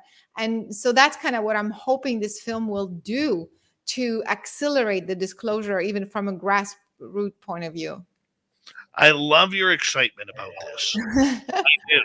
And hearing your passion and your amazement of everything that you found during this, you seem very satisfied, very satiated with how this turned out. And we got you for another 30 minutes here on Spaced Out Radio. We are going to learn more about A Tear in the Sky with Caroline Cory, the film's director, and she put this together, this documentary. It's amazing. I've watched it. I don't like a lot of documentaries on UFOs, because usually it's the same people with the same message, just a different title. Not on this one. They went for it. They may have got it. A Tear in the Sky.com. When we return on Spaced Out Radio with Caroline Cory.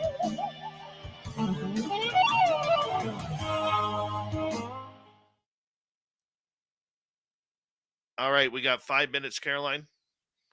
5 minutes. Okay, great. Maybe we can take some questions.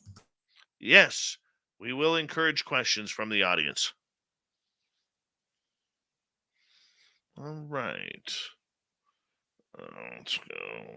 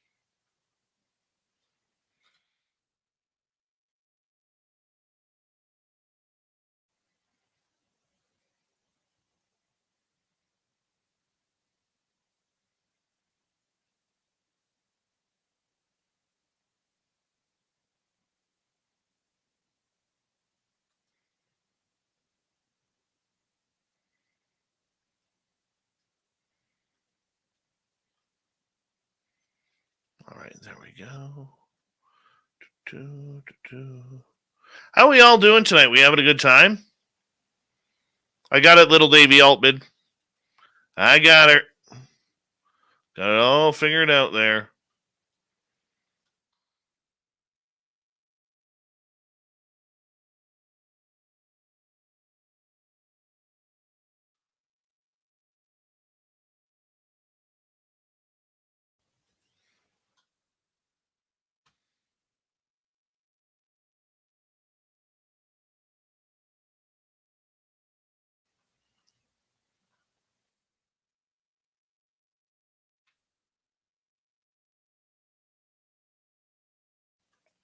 I will, little Davy Altman. I will. I got it. No, Cat Chaser. Dave is not zoning. Dave is preparing for the news. You know, we always got to have a good piece of Shirky Poo's news ready to go.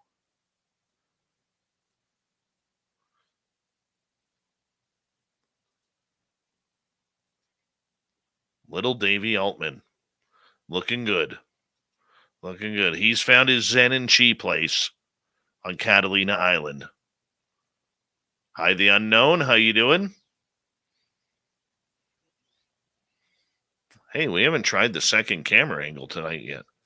Hold on. Boom. There it is. Camera angle number 2. I'm wearing my new Peak Woo t-shirt that I got at the Spaced Out Radio store. Y'all would look good in Peak Woo. Just saying. Now, I know I don't have dirty filth type chest hair. Hi, gorgeous Pinzer Flactum. How are you?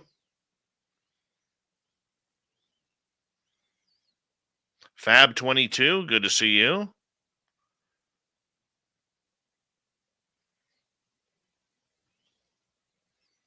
Thurston Howell III. Appreciate that.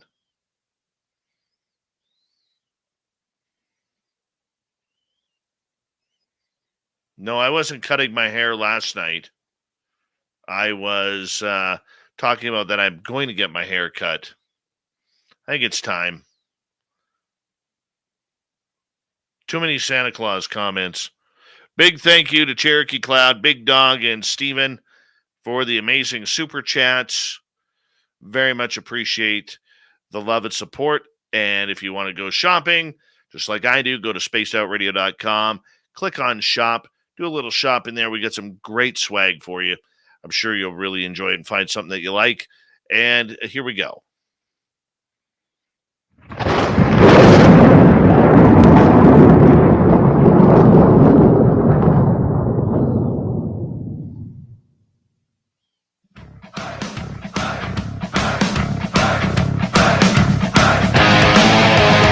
We passed the halfway point of Spaced Out Radio tonight. Good to have you all with us. My name is Dave Scott. Very much appreciate earning your listening ears. Want to remind you that if you missed portions of this show or others, check out our free archives at youtube.com/Spaced Out Radio. Do old Davey the favor, hit that subscribe button. Our website is spacedoutradio.com. We have a plethora of features for you. Rock out to Bumblefoot, read Shirky Poo's Newswire. Excuse me, where did that come from? Check out our swag as well.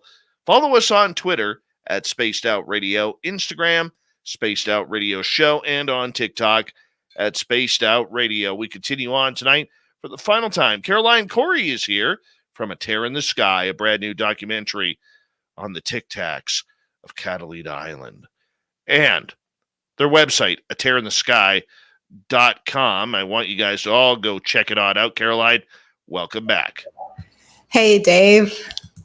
I got to ask you right off the bat, the name of the movie, you actually picked out, or had The Tear in the Sky? Yeah, so I actually called the movie A Tear in the Sky 2 years ago when I had the idea of making this film. I called it A Tear in the Sky because I believe that there are tears in the sky. I believe there are places, spaces in our time-space continuum, in the fabric of our space-time, that are like nodes, where the magnetic field is very charged, where it kind of bends and warps, where light can bend as well. And I feel that anything that we observe as an anomaly, such as a UFO appearing, disappearing, and things like that, happen at those locations, at these nodes. And so I wasn't going to call it a node in the sky. It sounded kind of weird. So I called it A Tear in the Sky 2 years ago. And then at the end of the movie, we end up finding exactly something like that. So I was just kind of, wow. Very coincidental. But when good things are happening, that's how it turns out. It's meant to be that things like that are happening. All right, let's get to a question from Elena here. What is the most approachable, affordable, accessible way to research the phenomena and gather data as citizen researchers? It's funny. We get a lot of these emails recently. I think we're really actually encouraging people to look into the phenomenon, even though they are not researchers and they haven't done it before. So it's interesting that people are asking these questions. I think it depends on your budget, I want to say. And so think about that first. And then maybe you want to invest in, at least in night vision, because at night, usually it's where, you can see the most type of activity. Although I've seen a lot of things during the day as well, or at least a full spectrum camera. Just start with that at least. And, if you can go with friends and do any sort of, even a minimal amount of triangulation is possible. You don't have to be miles away to achieve triangulation, like we were across, the Catalina island, so even like that, you can start to capture a lot of interesting data and start to research the phenomenon. And if you're new at it, of course, there's so many hot spots, those tears that I've been talking about. There's areas where you most likely will find some anomaly. Great answer. Great answer. All right, let's move on to another question here. This one comes from Applesauce. Did you ever see any regular planes on camera? Yes. I don't understand the question. Well, in your research, when you were going through the filming of everything, were you catching, flights in and out of LAX or other Of airports, course. helicopters? Yeah, of course, all the time. We can see them very clearly. Their trajectory is very, very easy to see. What is the is there another reason for this question? Well, I think just to, compare to see if you guys could easily tell in Yeah, between. yeah, exactly. Yeah, that's what I'm saying. So some of the technology, some of the software rules out. We know right away it's an airplane, or just by looking at it, you can tell an airplane is going to have a very steady trajectory, whether it's going up or down or whatever. So it's quite easy to spot an airplane. Julie is wondering, has the data been peer reviewed yet? Jeremy said it was going to be on Twitter, I believe. No. So what's happening right now is the scientists are still going through the data, the additional data. Of course, they're continuing to study that wormhole event because it's would be a massive. It's already pretty much. I mean, we've looked at it from different angles and researched it and included all of that in the film. But there's more. We're still investigating that, and all the additional hundreds of hours of data, the scientists are still going through it, and they're going to write a science paper for peer review probably at the end of the year.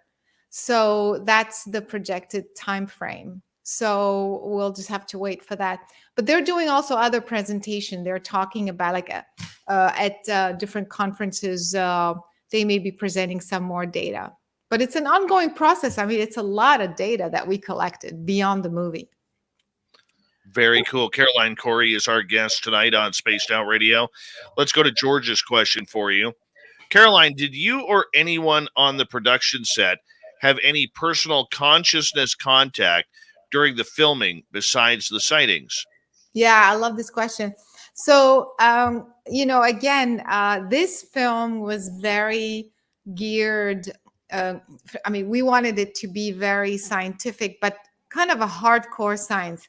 So the scientists on the team did not want to go into the consciousness subject or like any sort of contact or anything like that. So they were totally not even talking about it or wanting to have any reference to it. And so, which is fine because this film was meant to be very scientific because that piece has never been done. We saw a lot of CE5 and things like that. Films before, but nothing like this film. So I was doing my personal consciousness contact on my own, because I believe in it. I've had it before spontaneously, and so I was doing this communication and contact before, during, after, but on my own. Any luck? Yes, in fact, I think that's how a lot of things happen. I mean, that's my theory. Before the filming, the closer we got, the more I was like, "Oh my God, what if nothing happens?" So I was kind of talking to my guys and saying, "Give me something, just one thing, one hugely compelling thing." And so I knew it was going to be July 14th. They said July 14th. So sure enough, we set up the week of July 12th to the 16th, and the first sighting was on July 14th. And so I was like, okay, something Perfect. happened here. Yeah. And then, more and more, it started happening more and more. And I think it's because of that connection. Cat Chaser is asking, Carolyn, how was it dealing with William Shatner to you? He is very intelligent. Yes, that was so fun, actually. He's really down to earth. He's very funny. He's not so much into science. He's not a scientist, but he loves the mysteries of life. And so he would always approach the subject from this kind of curious, childlike, perspective, and very insightful. He is into consciousness. He is into how the world has all these mysteries. So it was a lot of fun for me talking to him, and he was very, very friendly and easygoing, and and sharp. He's 90 years old. So that was very, very interesting. And we still like claiming him as a proud Canadian. So Yes. we'll take that. Brown Dwarf is wondering, did you investigate any other phenomena on the island, or was it all about the focus of the Tic Tacs? Oh, it was only a UFO film. We did not go into any other topics at all. Out of everything that you have seen that maybe has not made it to camera and in the documentary, is there a piece of evidence there that you were just like, whoa, I can't believe we caught that? Well, actually, I think we showed in the film the most compelling ones to date. I don't know, like I said, we walked away with hundreds of hours of data. So I don't know what they're going to find down the road, maybe more. But during that time frame, I think we included some of the most compelling ones. And think about it, it was a good range, from orbs to things falling down, things appearing, disappearing that's an impressive collection, wouldn't you say? I would say so, but there's no hidden gems. You didn't keep anything out. No government agency came up to you and said, hey, we don't want that in there. Well, I think if there's something they don't want, I think it would probably be, some of the things we caught on the FLIR, or that wormhole situation, even if it's not a wormhole, it is something that is not known. Do you see what I mean? It is a phenomenon that is not explainable. I mean, it's not a weather anomaly, because the weather radar is picking up on objects. How could this be? So we're going to keep doing more research, but I mean, we've done enough to show that at least it's an anomalous event. So very yeah. Okay, so since the film has come out, and because you guys got some really impressive science and data on this, has anybody from the government or military approached you to say, hey, can we take a better look at those statistics? It's funny. Somebody just asked me this question on a previous interview. Yes. So yeah, there's a couple of people, but nothing official. Nobody came and said, hey, you have to give us this data or anything like that. But I'm being sent like some emails and some stuff, people asking me questions, but nothing more so far. Right. So with everything that you learned with the crew and everything, let's go back to where we were in hour number 1, where we were talking about the emotions of it all. As you start to wrap things up and you start to look at the data and say, hey guys, we caught some stuff here. That was a hard 5 days. You guys pressed for 15, 16, 17 hours a day, if not more. What was the emotional reaction from the crew when they started seeing what looked to be Tic Tacs caught as evidence? I mean, at the end of the production, we were literally delirious. I remember I was shooting that scene. I mean, we were filming, especially the crew and myself, because we had 3 crews going on at the same time. I'm directing everybody remotely, and of course, in person, and being on camera, and planning the next day, and making sure we're not missing data. I mean, it was so crazy. Barely no sleep at all. These were the 5 days, but we filmed other things before and after. So I think it was 12 days. I don't remember, nonstop. That's a lot of filming. My crew and I were delirious at the end. And so I remember this last scene. It was the last day. David Mason and I we were filming his invention. looking up. And it was like 3 o'clock in the morning or so, I don't remember, or something crazy like that, because we were filming at night. And we couldn't keep a straight face. We were, you know how it is when you're so tired, or you're like, you're laughing and laughing. And then the camera guy is laughing and laughing, and we're all laughing. And the more you hear people laughing, the more you laugh. And we couldn't get the shot. We're like, we got to get this shot, so it was kind of like that. We were so exhausted, but at the same time high, just from everything we had gone through. So it was a super, super fun and incredible experience. Speaking of emotions. Speaking, there was a piece of humor in there that I wish you would have expanded on. And that was the police got called by the neighbors at the base that you guys set up. I guess you rented a house in I apologize, I forget the location now all of a sudden. Laguna. In Laguna Beach. That's right. And one of the neighbors thought you were filming through their walls. Like, what happened there? Because the police were called. I wish you would have put this on film.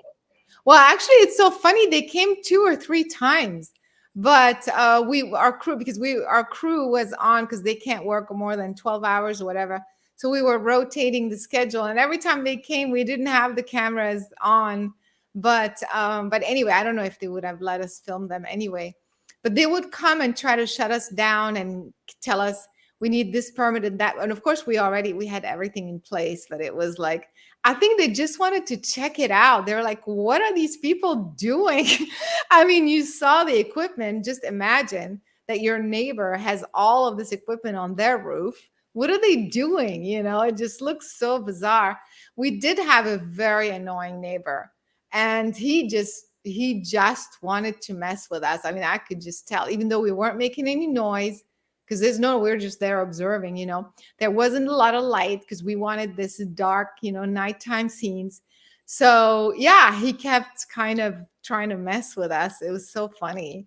But every time the cop would come, and he would be like, so what are you guys up to? What's going on here? And who's in charge of blah, blah, blah.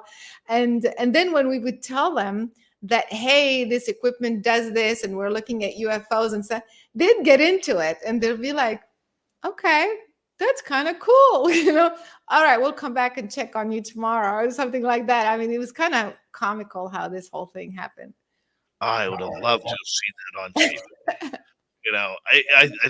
I just found it funny, because I was wondering, believe it or not, before it got announced on the film, I was wondering, I swear, the stuffy people in their multi-million-dollar homes around there, thinking that it's probably some adult film set or something along those lines, right? And here they are filming a bunch of UFOs with all this gear. I was waiting for the police to show up. I was, but I just thought it was entertaining. What kind of FLIR cameras were you using? To ask a question here from Brown Dwarf. Apparently FLIR has a special ocean model. Did you use those? I'm not really sure about the ocean model. And I don't know all the different kinds. I know this is a question for David Mason. I don't know if he's in the crowd or not, but it's an industrial grade. I mean, literally each camera is about $50,000. So, I don't know if you can research that caliber FLIR camera, but it's definitely industrial grade. It's not the commercial, the stuff you buy off the shelf, for sure.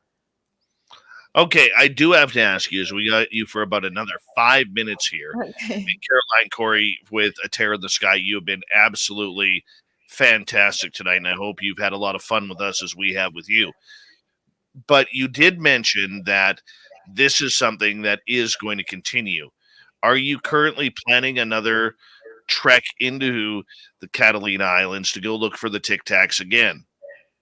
Yes, I mean, not just the Catalina Island, but that's for sure. And also, in science, you can't do one thing once. I mean, the idea is to repeat it under similar conditions at least. So, I'm planning for sure a follow-up, especially I think we were more than successful in collecting credible data in the way we did. So it would be crazy not to build on that. Especially, this has never been done before. We had never done it before. That team had never done it before. So we learned so much. Like, there are a lot of things that broke down, then they worked, and other equipment that we know, we don't need, other things we do need more of, so even refining some of the technology. I want to use more of David Mason's inventions in different ways. You know what I mean? So this was because it was a first. And we were so successful being a first that we have to continue. So I have several ideas on how to move forward. In fact, I'm almost in pre-production already on the next ones. So yeah, definitely. Do you bring in a new team? Do you bring in new scientists to try and collect data or match the data? How do you do it differently than the first one? Yeah, so I want to keep working with David Mason and his inventions because that's so mind-blowing. Like, I don't know anybody else who's more talented in that field. But because I want to explore the phenomenon in different ways as well, I think I'm going to invite different scientists next time. Not that I didn't enjoy working with those scientists, but I think just we need different perspective and different expertise and different angles. So I think I will put a new team together next time for different projects. Would you consider the idea of bringing in, and I know you're all about the science here, but would you consider turning up the woo a little bit and bringing in maybe some sort of CE5 type people to see if they could maybe haul those UAP in closer for the filming? Yeah, again, I've been asked this question. I am into that piece as well. Like I said, I started out more interested in consciousness before UFOs, and so I have some ideas. I do my own version of CE5, not necessarily the CE5, but everybody has their own way. But so I have some ideas how to incorporate or add on that chapter as well, but also from a new perspective, in a new way. You will see. I'm going to do this, but in a different way. Again, like no one's done before. You just see. It's going to be amazing. When do you think you might start filming? Oh, filming, I don't know. I'm barely starting pre-production. It's a long process. Although you never know. Look at the other one. Like in 3 months, literally, I was ready to film this project. So you never know. I'll keep you posted. Oh, definitely. Definitely. We definitely want to know about that. With 1 minute left, Caroline, I want to say a big thank you to you, your incredible team, Gary Voorhees' beard, and many other, you know, and many other accolades that you deserve for this film. And getting to watch it, I think, was an absolute privilege. It really was. And I'm glad I did. I'm glad that I was able to get a feel for it, and to really, bring you on and talk about it. For our audience here and those listening out in Radio Land, where can they find A Tear in the Sky? Yeah, the best way is just to go to the website, atearinthesky.com, and they'll see all the platforms there and all the information, the follow-up information as well, atearinthesky.com. And, because this is what we're trying to do with this film, we appreciate any sort of help, to spread the word, tell your friends, write reviews, anything we can do together to expand the awareness is greatly appreciated. So atearinthesky.com. Perfect. Caroline Cory from atearinthesky.com. I tell you, I can sure get excited thinking about what part 2 is going to be like. Coming up next, we're going to head to the swamp. Our resident swamp dweller is going to tell us another spooky story. Then the fedora-wearing John Hudson comes in for the Unbiased UFO Report. Spaced Out Radio continues right after this. Thank you, Caroline. Very much appreciate it. Th- You oh, were sorry. you Thank were you so much. Thank you. Thank you. You are awesome too. Thank you. I'll see you soon. Take care. absolutely will. Take care. Bye. Bye. Good night. Caroline Cory, everybody. Yes, there will be a sequel. Sorry about the coughing fit there. Holy cow. I'll be right back.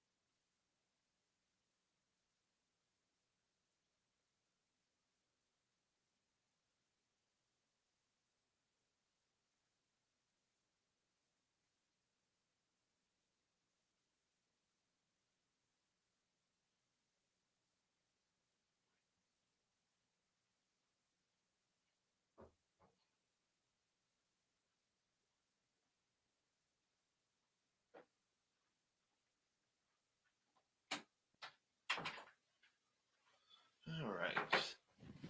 I am back. I am back.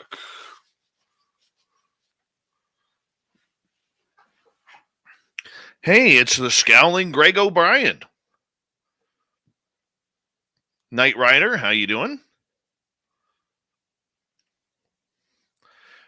B More Dan, how you doing, buddy? Good to see you.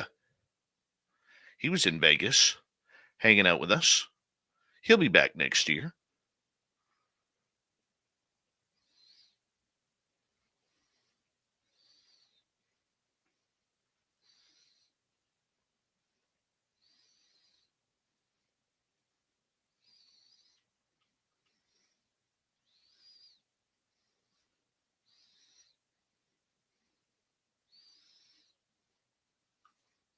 Thank you, Fap, for keeping updates on my hair.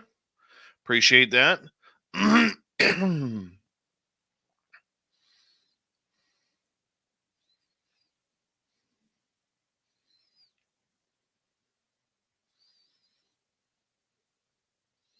may try and get a cut tomorrow.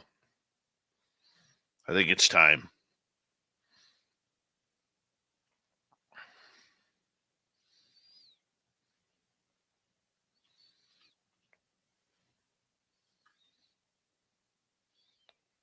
That Maple Leaf is 2-0, Greg O'Brien. 2-0.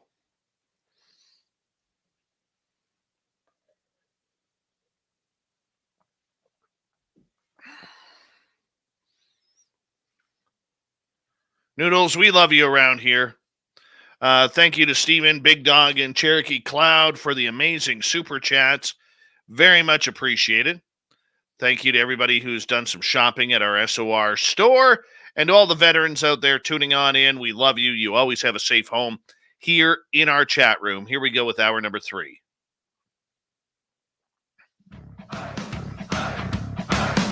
Would you like to connect with us? Head to spacedoutradio.com for all your latest show info. Now, back to Dave Scott and SOR. Third and final hour of Spaced Out Radio is now underway. My name is Dave Scott. Thank you so much for tuning us on in. We really do appreciate earning your listening ears wherever you are on this beautiful planet we call Earth. Hello to everyone listening in on our terrestrial affiliates around North America and digitally on Odyssey Radio, TalkStream Live, and KPNL. All of our archives are free. Join us at youtube.com/Spaced Out Radio. Do old Davey the favor, hit that subscribe button. The Desert Clam has set the password for tonight in the SOR Space Travelers Club. Ignimovus. Ignimovus is your password. Use it wisely, Space Travelers, as the Clam sets the password each and every night right here on Spaced Out Radio. Our website is spacedoutradio.com. We have a plethora of features for you, including rocking out to Bumblefoot, reading Shirky Poo's Newswire.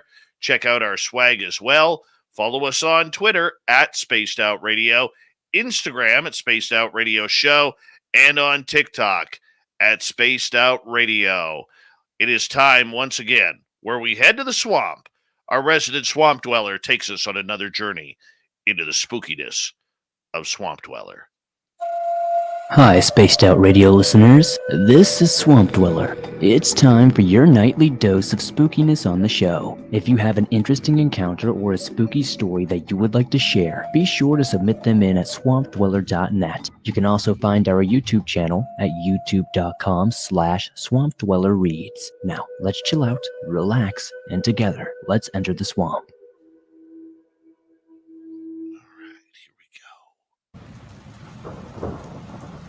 Let me start by saying that this is a true story that happened to me when I was 13 years old, and I am 27 now. Whether you believe it or not is up to you. My dad used to be part of a small hunting club in Alabama, just a handful of guys he grew up with.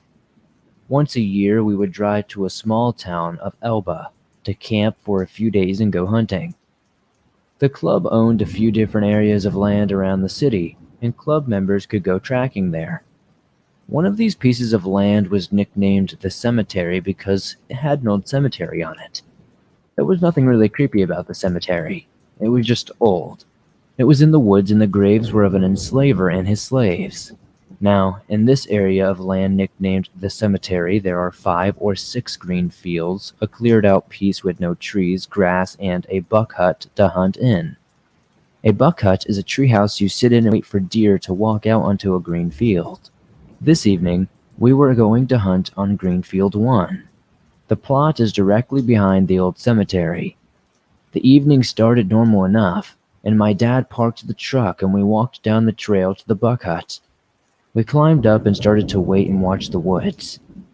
A bit of time passed, and my dad told me that he would go for a short walk to see if maybe there's any deer on the trail. Keep in mind I'm about 13 years old. This isn't too much of a big deal. I've hunted by myself before. And at this point, I'm not afraid of being alone in the woods. Besides, it was still light out, so I could see everything rather well. So I said okay, and he climbed down. It was just me, my .32 caliber Marlin rifle, the grass field in front of me, and the dense woods around me. This is where things start to get strange. I sat there for a while, for what felt like an eternity, and it was now almost twilight. My concern for my dad was growing because he was still not back. I was worried that something might have happened to him or he got lost. However, he is an experienced hunter, an expert if you will. If he were lost, he would yell or fire off a shot, but the woods had been dead silent the entire time. I figured he found a good spot that he wanted to hunt in the twilight or dusk hour of the day because that's prime time for hunting.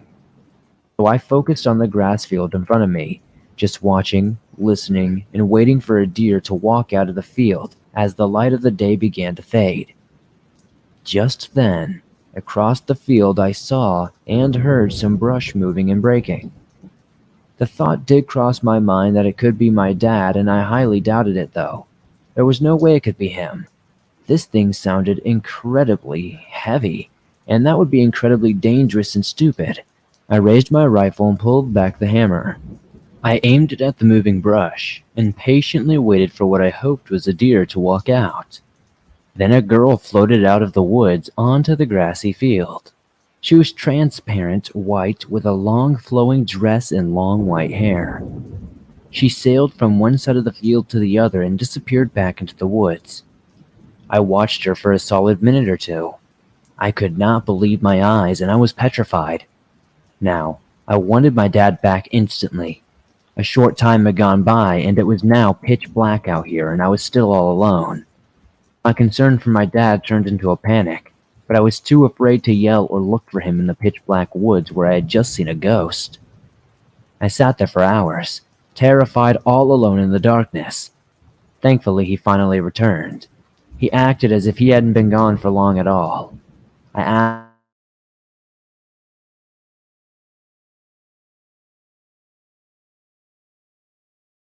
no sense because he was gone for easily 2 hours. It was unlike him to leave me alone for that long. He was adamant that he was only gone for 15 to 30 minutes. We walked down the trail back to his truck, and I couldn't get out of there fast enough. The whole experience still confuses me to this day. Was the ghost I saw an old slave or enslaver buried in the woods behind me? Or something else entirely? Did my dad go through some sort of time warp? Maybe time sped up for him or slowed down for me. I don't know. I never went hunting there again, and I don't plan on returning to those woods at all. Another spooky one from the Swamp Dweller. As we bring him on in nightly on this show, go hit subscribe on his YouTube channel, youtube.com/Swamp Dweller Reads, and it always makes for a good time. Thousands of stories for you to hear. I literally listen after this show each and every night when I'm heading off to bed. All right, it is time once again where we bring in the fedora-wearing John Hudson for the Unbiased UFO Report. Nobody's gonna know. They're gonna know.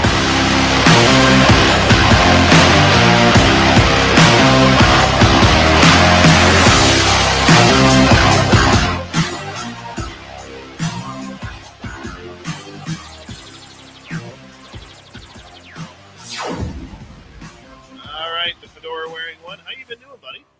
Doing pretty good, Dave. How about you, man? Good. Looks like you had a nice clean shave this morning. Yeah. You know, once in a while you trip and fall on a razor, so you know. Oh, I know that feeling. I know that feeling all too well. A Terror in the Sky, man. I don't know if you've seen it yet or not. Yeah, I got it. I haven't watched it yet. I've been kind of waiting to get some more data, but yeah, it's super interesting. Yeah, no, I mean, the equipment they were using, specifically that one that went, from, up to like 100 nano. Like, I mean, I couldn't believe the range he was getting on that thing. I desperately want one. Yeah, pretty excited about it. It should be quite interesting to see how it rolls out. All right, lots of news today in the UFO world, including Neil deGrasse Tyson taking more heat again over this subject, as he seems to be very much enjoying this battle online with everybody snarking the living daylights out of him about his ignorance regarding UFOs. Well, it's very entertaining because Neil deGrasse Tyson is obviously a very very bright man, Yes. and he's well read, and he's got a lot of good connections. So I'm sure he actually can gather a lot of good information as it is. But what I find funny is that the position that he's put himself in, he's developed a belief system around his data, and it's the belief system that he's hanging on to. And the challenge with that is that you can see it in his eyes. Like there's I wouldn't go so far as to say smugness. I don't know if that's really fair, but there's a little bit of overconfidence in that he really actually believes that in the end, he's going to be proved right. He really does. And so that's almost the entertaining aspect of it, because you can see him going through the motions and you're thinking, wow, man, you what? This isn't an act. You really don't get this, do you? It's like, whoa, how'd that happen? Kind of amazing. Well, you know what the thing that really irks me about Neil deGrasse Tyson is there are numerous peers with the exact same education that he has that are studying this subject with the ferocity of trying to find answers. Avi Loeb, to name one, at Harvard.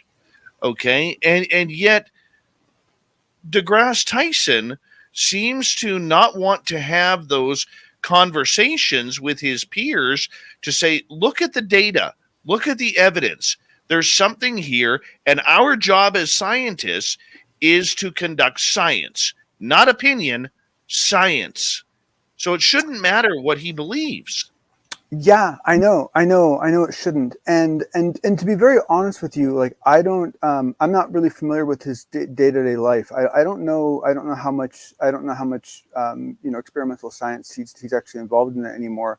But the thing is that he does represent a good constituent of the country that are people that that if you could present the data to them in the right way, they would absolutely understand it, because they're smart, brilliant people. For some reason, there's some blockage going on, so you really don't want to hold it against them, because at some point they're going to come around. But it is definitely very, very, very, very challenging. And the problem is for him is that he came out early, right? And my guess is he didn't want to. My guess is he was forced to come out early, so he had to kind of declare his position a while ago. These new cats, they're kind of coming in a little later in the game. And so for them, it was less of a bet, right? To go with the current idea than it was to stick with the old idea, because we were further along in the storyline. There was slightly less risk. He took a lot of risk and bet wrong. And he bet early. And so, he'll be fine. I mean, any scientist that can't laugh at his own mistakes and enjoy his own inaccuracies is in for a whole world of hurt for many different reasons. So my guess is that he'll be able to laugh at this too, and hopefully we all will as well. But the one thing I will say about this specific interview with him that I thought was very interesting was, one, the interviewer pulled him away from the UFO topic.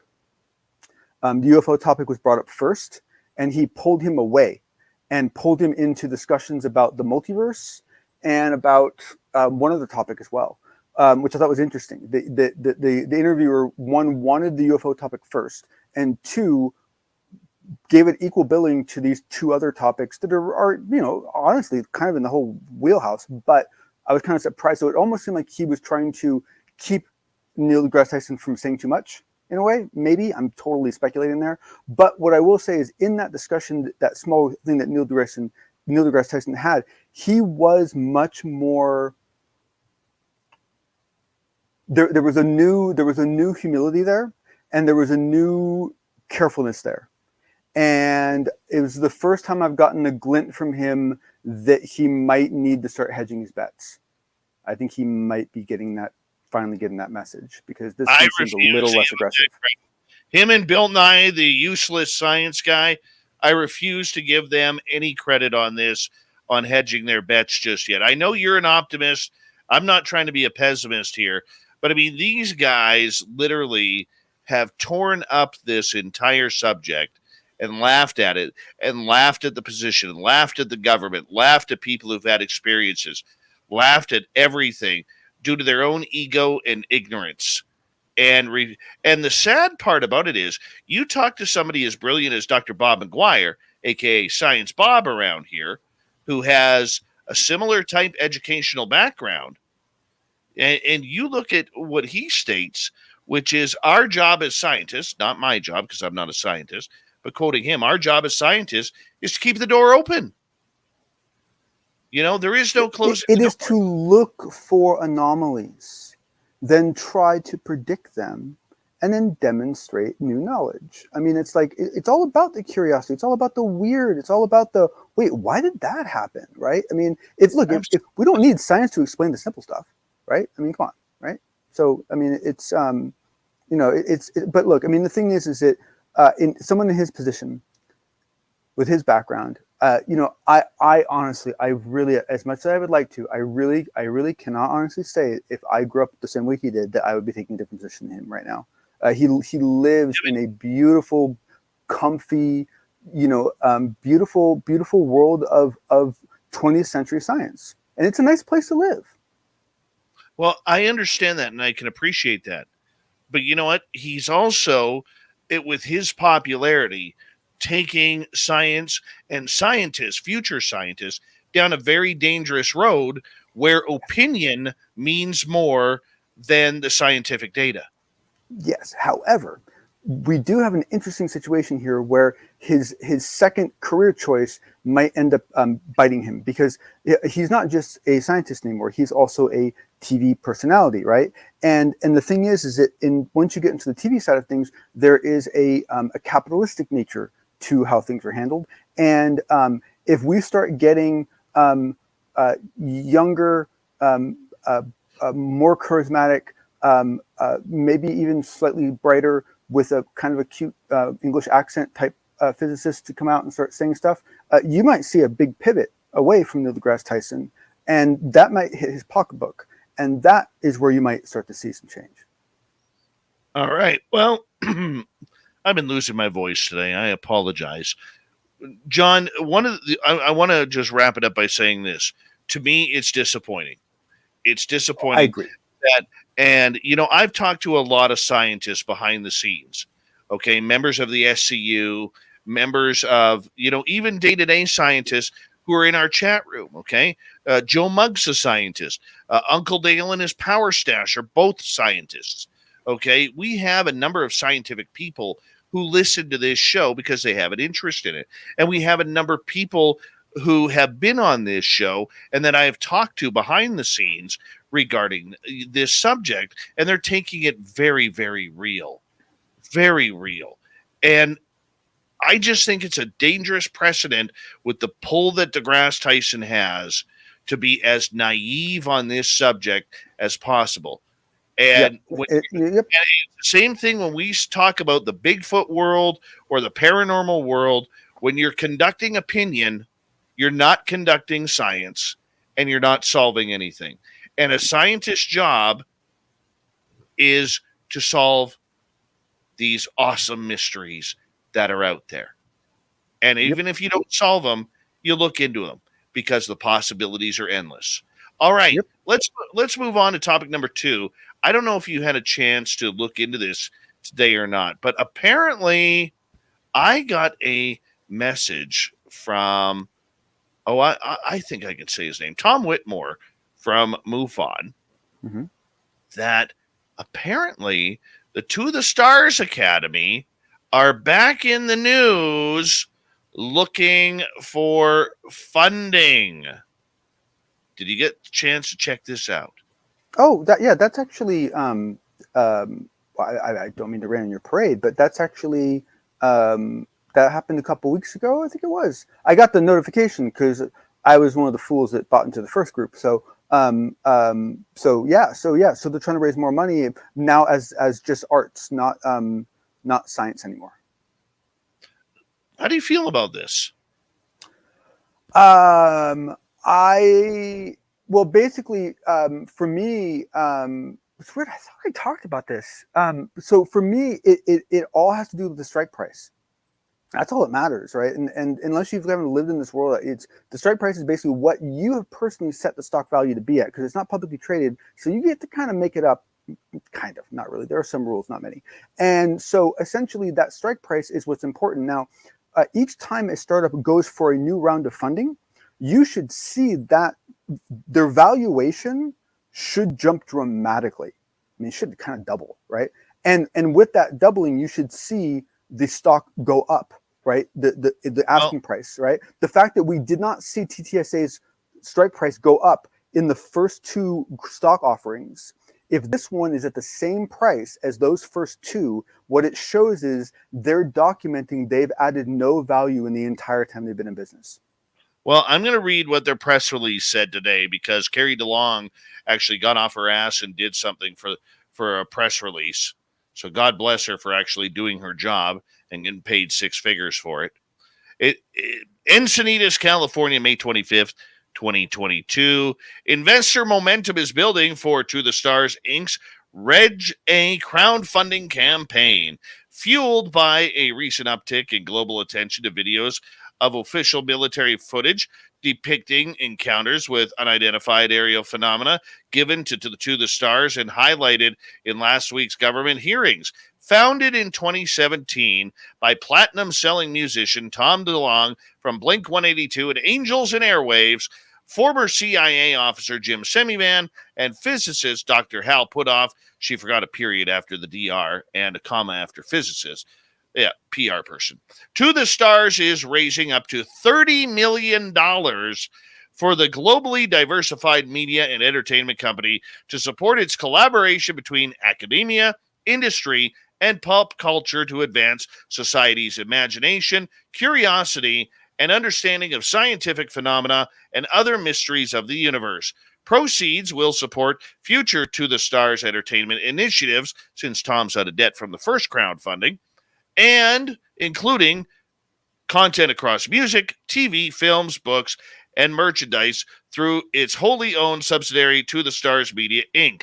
Major new media coverage of the video footage in outlets such as ABC News and NBC News highlighted the UAP encounters and reported on last week's government hearings on the subject as breaking news. The videos were originally cleared and approved for public release to create credibility around a notoriously convoluted and uncredible topic, and the New York Times independently verified and covered the story in a front-page expose published in conjunction with research for To the Stars book series, Secret Machines.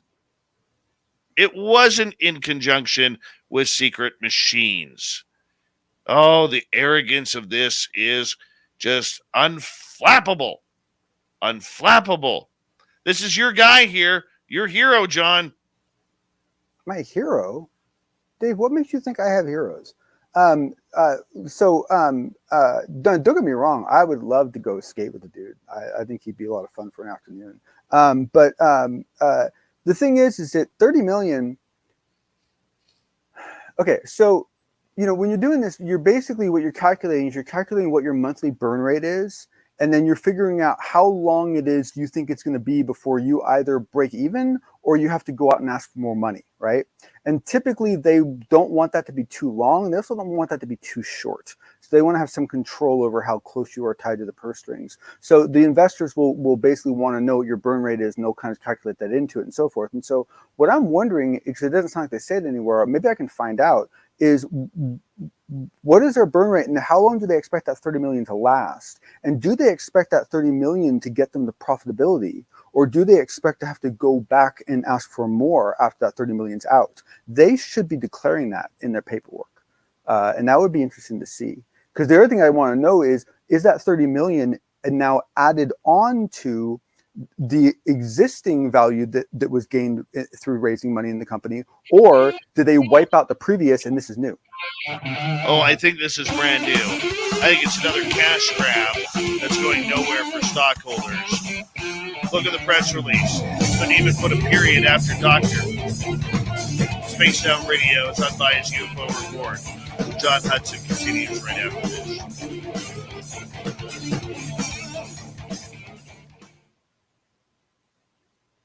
I'm going to read the rest of this. How hard is it to get a friend to just proofread something for you? The talks between the military and Congress are indeed heartening. The more Congress is able to learn. I will say this. At least they weren't saying they owned the videos anymore, that they should have never been allowed to put their logos on when they were. Dave, what's the date on that? May 25th. This came out today. So, oh my God, you know what that means they did, Dave?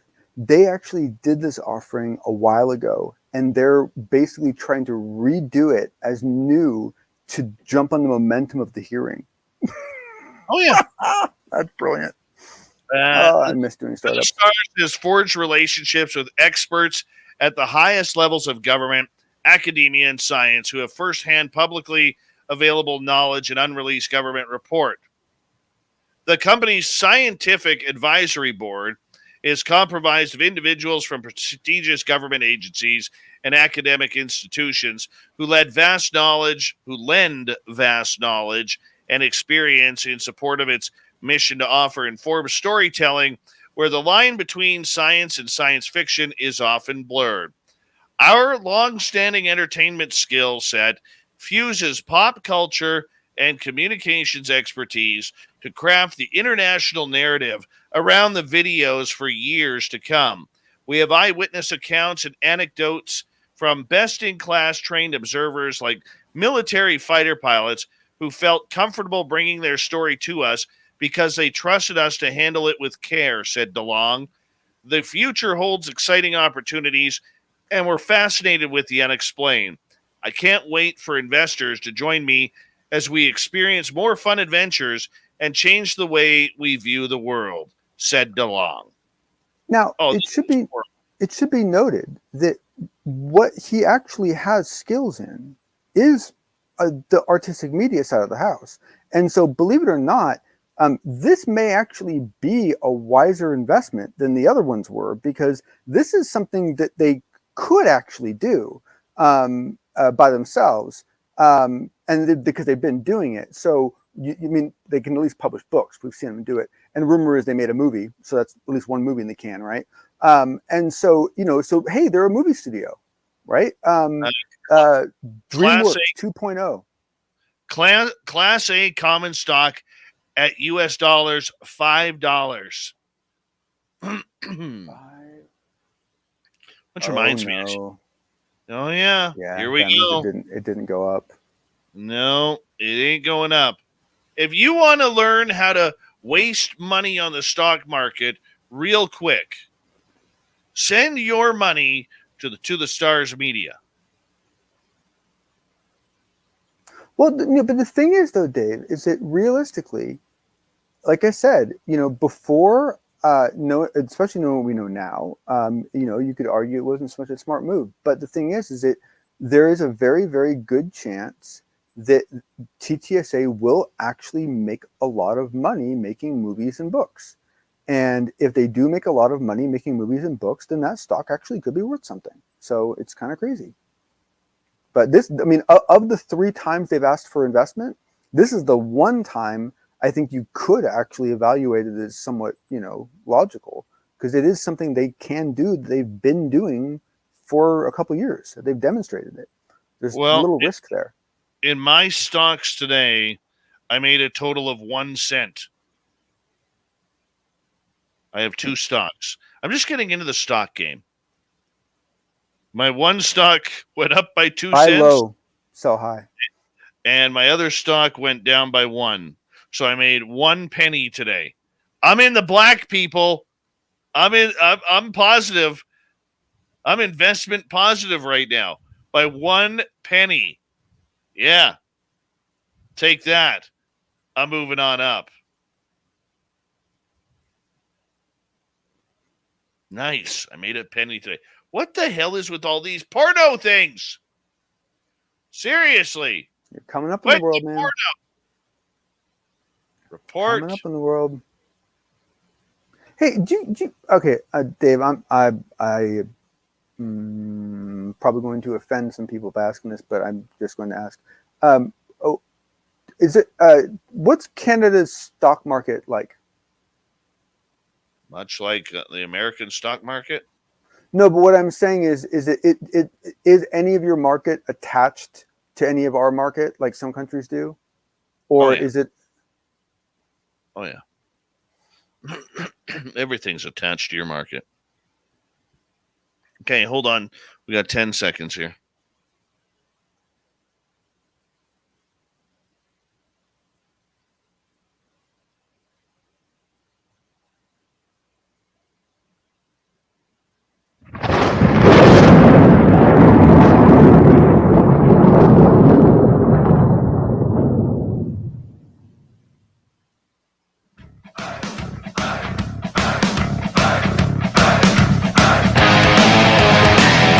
We rounded third. We're heading for home tonight on Spaced Out Radio.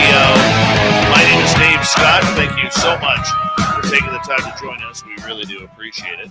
I want to remind you that if you missed portions of this show or others, check out our free archives by going to youtube.com/Spaced Out Radio. Do me the favor, hit that subscribe button. Our website, spacedoutradio.com. We have a plethora of features for you.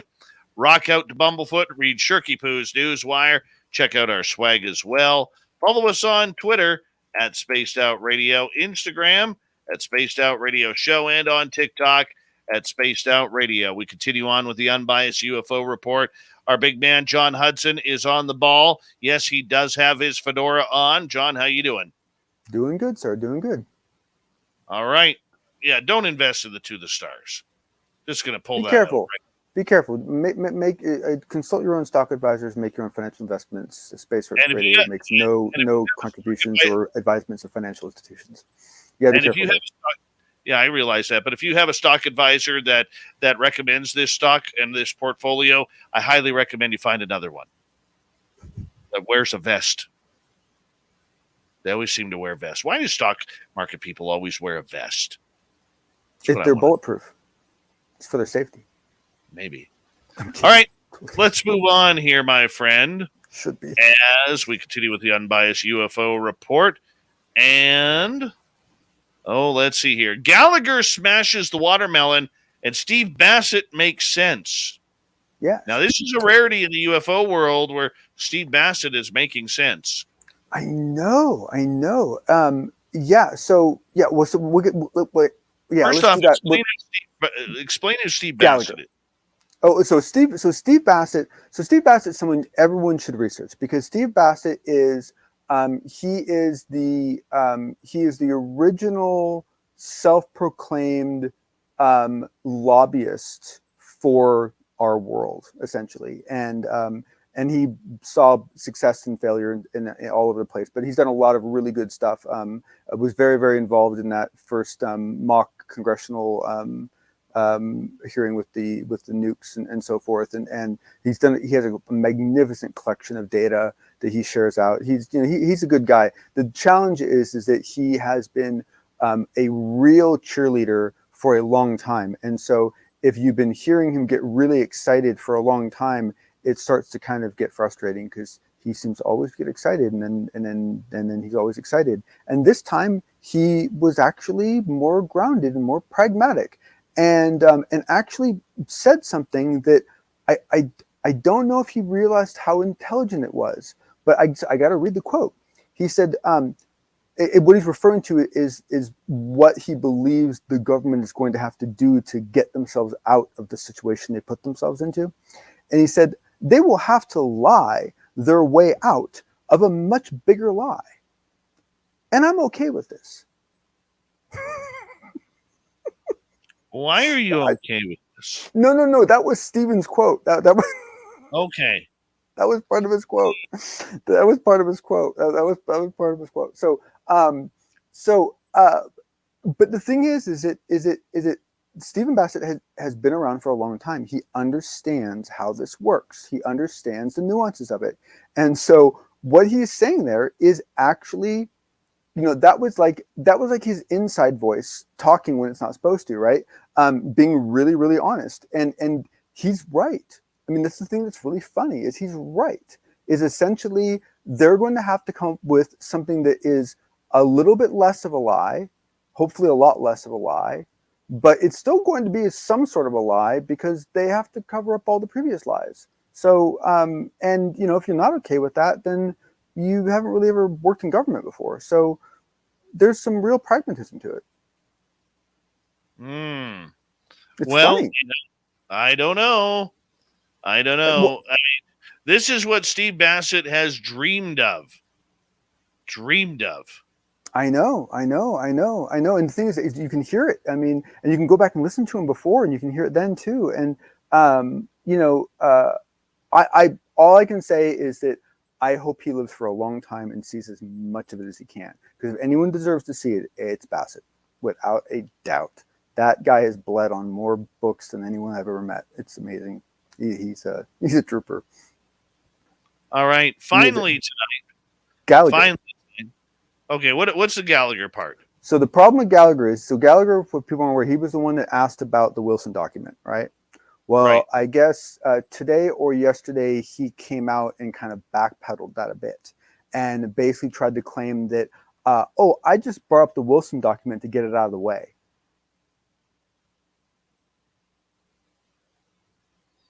Sounds like there was a backdoor meeting. Yes, it does. Because that doesn't even make sense, right? I mean, like, I don't even care how you cut it, right? Like the timing of it, how he said it, when he said it, what he said when he said it, like that did not feel in any way, shape, or form like something you were trying to get out of the way, right? So, so somebody got there, somebody got spoken to, is what I think happened, but very funny, and very interesting to see the tit for tat, right? The in and out, because it's all still baseball, right? Well, that is very true. And when you're playing a very political game like he is right now with this topic of UAP, he probably may not have learned what he can and cannot say yet. Oh, absolutely. Don't forget, he came out guns blazing on the Pat McAfee show, where he was talking about everything from time travelers to outer space, aliens, extraterrestrials. This is uncomfortable talk for somebody who's been voted in. Yep. And keep in mind too that we're still, everything we've been dealing with up to now has all been the House, right? And the House is very different than the Senate. And the House is kind of expected to be a more diverse group with more outbound ideas and more more emotional sort of responses to things. I mean, that's kind of the culture of the House. And so it'd be interesting to see what sort of demeanor we see when the Senate takes us on, Very true. Very true. Yeah, okay. yeah. Finally tonight, Dr. Edgar Mitchell, the late astronaut. What do you got on Yes. Yeah. So basically I was listening to a very old interview of him. And what I found very, very interesting about it was that this interview took place in 1996. Okay. And immediately, Dr. Mitchell starts talking. Art asks Art Bell, who's interviewing him, and if you don't know who Art Bell is, I can't help you. And so he's interviewing him, and Art Bell brings up time travel, and kind of blows it off. And Dr. Mitchell's like, well, wait a second, don't be so hasty yet. There's some, and he starts talking about some very interesting work that's been going on, some papers have been written. And he starts talking about the manipulation of space-time metrics. And he starts talking about, this and that, and starts talking about modifying local space-time metrics to cause an illusion where time would be going different, where the speed of light might be going faster than it really is, and you might be able to actually get some sort of a time. And he's like describing all this stuff, and you're like, oh, that's interesting. That's actually... And now the thing is that it's not super spooky because the Alkebury. Oh man, I'm destroying that poor guy's name. The nice gentleman Miguel, who wrote the 1994 paper on wormhole, where he actually got a wormhole, a warp bubble to work in relativity in a very natural way. And it's a paper that's been revised several times because his energy levels in the beginning were enormous. And so the fact that this paper was published in 1994, in 1996, Dr. Mitchell was already talking about not just that paper, but subsequent papers that were being worked on in the world he worked in, specifically about this idea of modifying local space-time metrics to achieve faster than light travel. And So you can partially explain it by the fact that paper just came out 2 years earlier. But at the same time, I found it very interesting and a little bit spooky and perhaps even a little bit sad that essentially the primary method of propulsion and so forth that was being discussed by Dr. Edgar Mitchell in 1986 is pretty much the exact same thing we're talking about today. Awesome. Fedora John, I got to say this, though, about Dr. Edgar Mitchell. I really wish he was around to see what's going on today. Him and Stanton Friedman tag teaming this whole project that we are calling, congressional hearings. I mean, Mitchell would be called to testify at Congress. He would. Right? That Friedman would be right in the middle of all this with Elizondo and Danny Sheehan and all of them. Maybe we can get one of the astronauts to punch somebody. Awesome. That would be great. They're the only ones who can get away with it. No one else can. So you saw what happened to poor Will Smith. Oh, I tell you, man. But, well, wonder, I mean, these poor guys who did this forever and checking out right before it becomes fun. Well, it's not their choice, but either way, it's one of the reasons why it's hard to take an unbiased approach to the concept of an afterlife, because there's really a really good desire to have it, because you want to know that that there's some continuity of some sort, in light of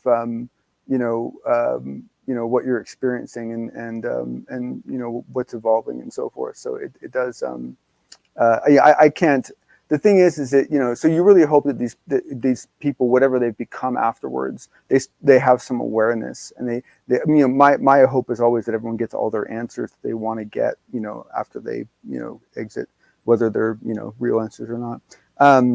But in the end, to me, it is always the coolest, most interesting, most challenging, most worthwhile, most absolutely stunningly just amazing projects that become generational. And what you'll find is that those are the projects that are always worth working, and you never know what part of that generational rotation you'll be in, and you might not be in the best part, but it doesn't mean your work isn't important. Very well said. Very well stated. John, it has been a pleasure to have you on tonight. We'll talk to you next time on the big show for the Unbiased UFO Report. Great report tonight, my friend. Thank you so much for joining us. John Hudson, the fedora-wearing wonder of the Unbiased UFO Report. Let's get to Shirky Poo's news. What time is it?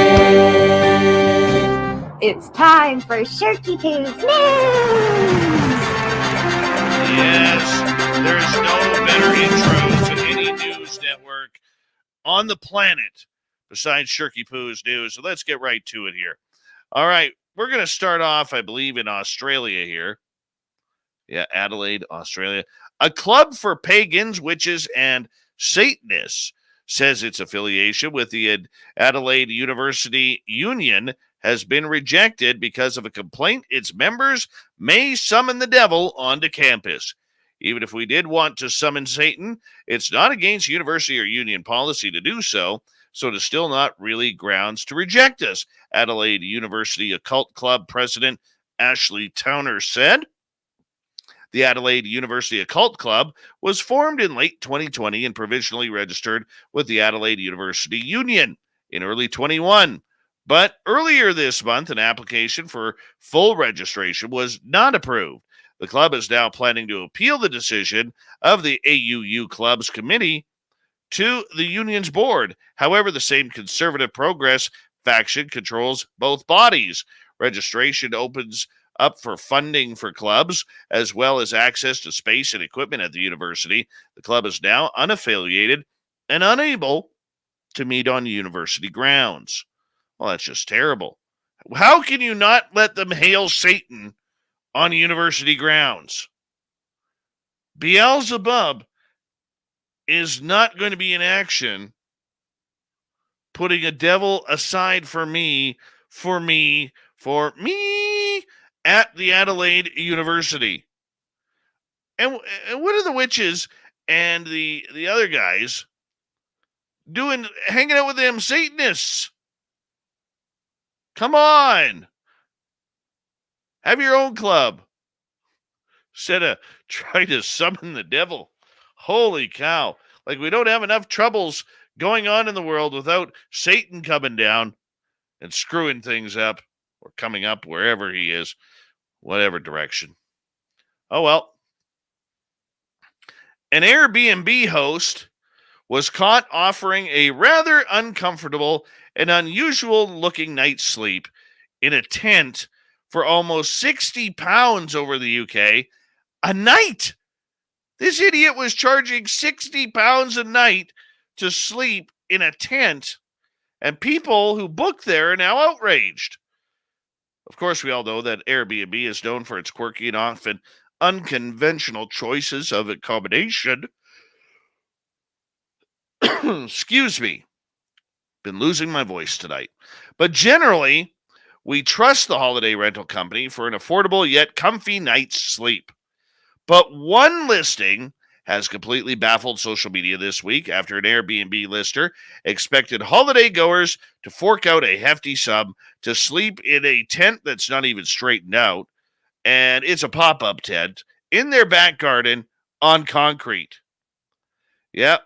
Tourists looking to spend a couple of nights in Dublin, Ireland could have had the luxury of staying in what appears to be a two-man tent, someone's concrete backyard. But apparently people are offended by this. Twitter user Amy decided to share the shocking find online, which led to many pointing out that the listing surely must have been a joke. However, maybe an uncomfortable couch in the living room is something you'd prefer. I have a very large living room for that and several couches, and that's listed as well. Weird. All right, this is a sad story, but it's a weird one. When people go missing, it seems that Earth has just opened up and swallowed them without a trace. But the truth is that even the disappeared folks are always somewhere. Sometimes, well, they may not have even left their home. Construction workers recently in New York City found this out in a horrific way. On April 26th, crews were working on scaffolds outside the 7th floor of a South Jamaica Houses apartment building in Queens. The apartment 7H's window were open. Glancing inside, the workers noticed something chilling. On a bed inside the apartment laid the skeletal, decayed remains of a human being. Authorities later confirmed that the body belonged to one Marilyn McMichael. She was 54 years old, been reported missing since January of 2022. However, she may have been dead for longer than that. Based on the advanced decomposition of her body and the open page on her calendar, McMichael may have died already in August of 2020. But how could that be? Missing for a year and a half in her own apartment? Wouldn't her landlord have at least figured something out? The renters or the rent's not being paid? Maybe the foul odor? Yeah, that's what McMichael's foster sisters want to know. They feel that their loved one was let down and may have even died because of neglect from authorities. And yeah, they say it was nothing wrong or unusual for not hearing from McMichael. She would go extended periods of time without saying hello because she just simply didn't want to. Not hearing from her was not uncommon. A couple of years would go by. She was particular and peculiar. One of the last times her sister saw McMichael came in June 2020. The first wave of coronavirus was just about to start dying down when they got a call from her. She wanted me to take her to the hospital, said one of the sisters. She didn't sound sick at all. She sounded a little manic, and I was trying to explain to her that they're not accepting people at the hospital right now. Nonetheless, McMichael's behavior on the phone concerned Jones and McElrath, her sisters. Together, they decided to go for a visit with their foster sister, but to no avail. We would never get to come even close to her door. Despite knocking and calling for McMichael, she would never respond. Once again, not unusual behavior. They finally filed a missing persons report on January 26th, and they met with housing police officers from the New York City Housing Authority to see what was going on, and they learned that McMichael had not paid her rent for more than a year. Why wouldn't they go in there? This is ridiculous. Oh, my goodness. This sounds like a lawsuit, does it not? Sounds like an absolute lawsuit about to happen here. That's what I'm going to expect. Yeah. McMichael's sisters are about to be very wealthy. All right. I don't know where Shirky Poo comes up with these stories sometimes. I just read them. Kieran Lee made a pretty big name for himself in the adult entertainment industry, in large part due to his manhood. His tool of his trade is so important, he's now insured it for a small fortune. With inflation, it's gone up. It's gone up. However, while the appendage may look impressive on camera, he admitted that he's a grower, not a shower. But either way, his cock-a-doodle-doo, who are you, seems to be worth a lot of money. We're talking almost 7 figures now. Almost 7 figures. My goodness. My goodness me. Where does Shirky Poo get these? And how about this one? We'll sneak this one in. A Turkish woman lived with her life thinking the man who raised her was her biological father, when in fact the man who she thought was her dad had actually murdered her biological dad years before. The woman known as Baron finally found out the crazy saga when her half-sister told her as an adult. Her mother had been living or having an affair with another man named Mustafa when her mother's husband, Mahir, followed the couple and ended up killing the man. Baron is now suing Mahir for denial of lineage. Oh, Shirky Poo, where do you find these? We got Mr. Ron Bumblefoot Thal rocking in the background with Little Brother is watching. Bumblefoot is the official music of Spaced Out Radio, rocking us in and out of every single show. Get your horns up for the guitar god himself. Special thanks to everybody listening in at home, at work, in your cars, wherever you may be. Thank you to everyone in our chat rooms tonight. YouTube, LGAP, Facebook, Twitch, Facebook, Space Travelers Club, and on Twitter, hashtag Spaced Out Radio. I know you're out there somewhere. Remember, this show is copyright by Spaced Out Radio and SOR Media Ventures Limited. Thank you so much for choosing to share your evening with us, because together, my friends, we're watching. We own the night. Mr. Bumblefoot, we need a favor. We need you to take us home. I know you're out there somewhere watching me. Yes, the Woo train has docked for the night. But soon, my friends, we shall ride again. Your seats are always available. Your tickets never expire. And if you want to bring a friend, we've got room for them too. Good night.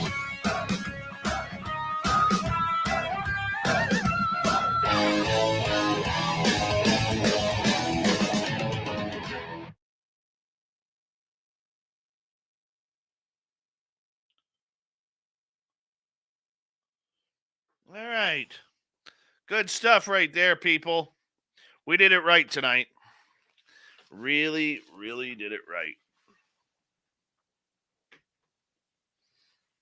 Oh.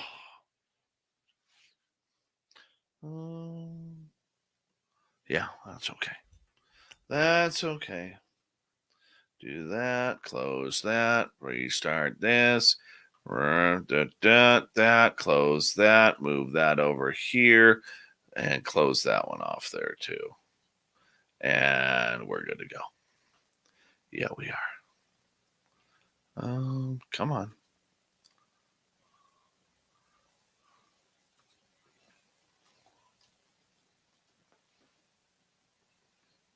Tallywhackers. That's a word that isn't used enough anymore. So you've had a couple of days with it. How do you like the new studio setup? Are you liking it? Are you not liking it? Hi, gorgeous Beth. How are you? Massage scalp.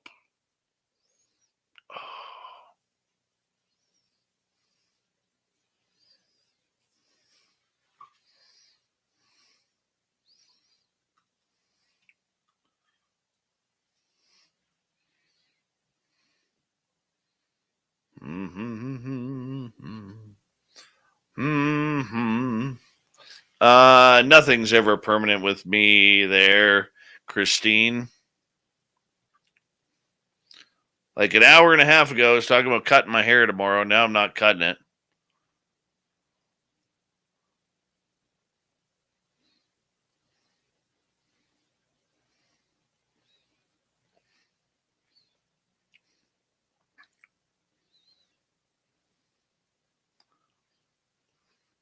Thanks, Gong Show. I'm just curious how y'all feel. It's been a couple of days now. This is show number 3 with the new look. I got the new lighting. You know, I am not going bald. I did go bald once a few years ago. Oh, God, this is like 20 years ago, something like that.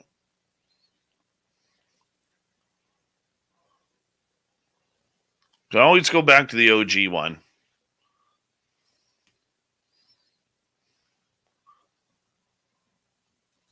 Hey, I don't work tomorrow. Son of a gun, that's good stuff. But I don't get to sleep in. Oh, yes. I will move ethereal auras stickied out.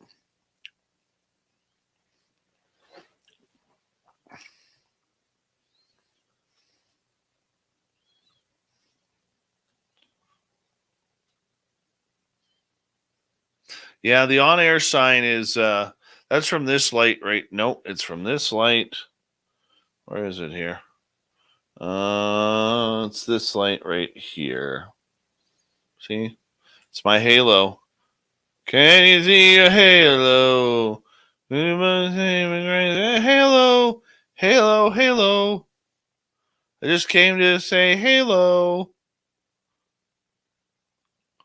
How did I go bald? I shaved my head. What if I do this? Hello, I'm Dave. Hello, I'm Dave.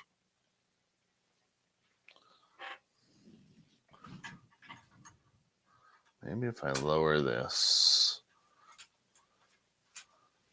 Hey, maybe that's what I need to do. Is that it? No, but then it's kind of dark. Oh, that's not too bad. No, but then there's darkness. Oh, that's because I moved this one.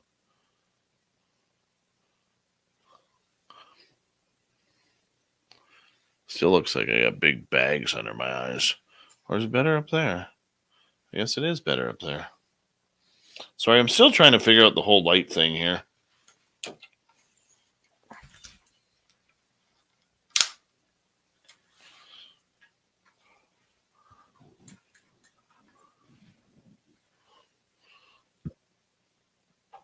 And positioning and everything. There we go. Nope, still got the goddamn son of a wife. All right, whatever. Edit the damn show, Dave.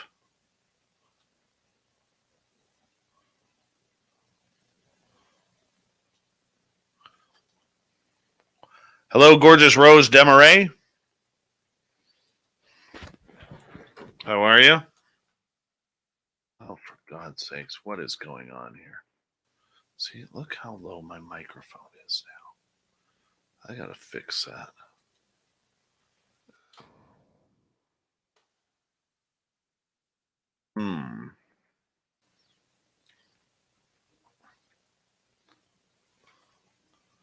Did something different.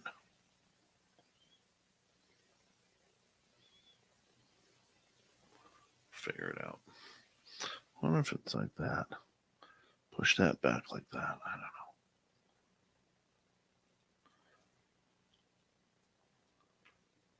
Copy. Paste.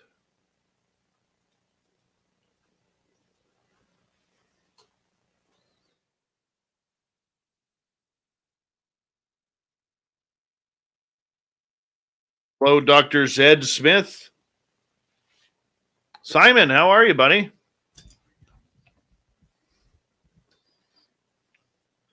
God, I cannot get on a roll tonight.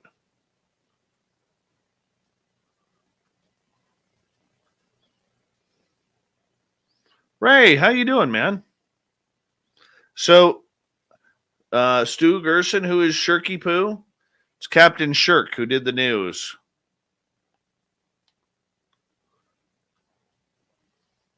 Just called her Shirky Poo one day, and it kind of stuck. Then she retired from SOR, and we decided that we'd keep it Shirky Poo's News in honor of her.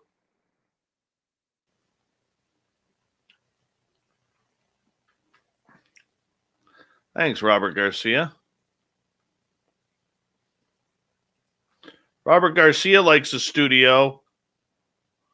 I like this new look. It's a little weird for me. It's still not where I want it to be, but it's going to be easier.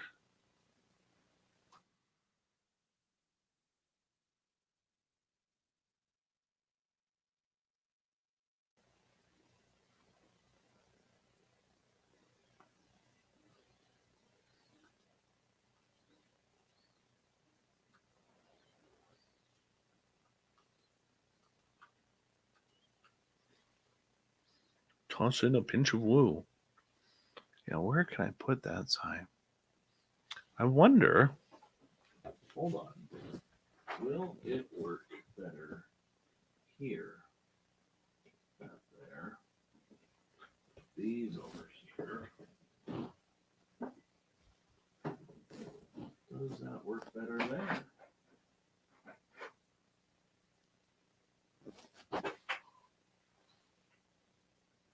Nope. Not a damn thing. Well, we'll try it over there for now. Where am I? Oh, yeah.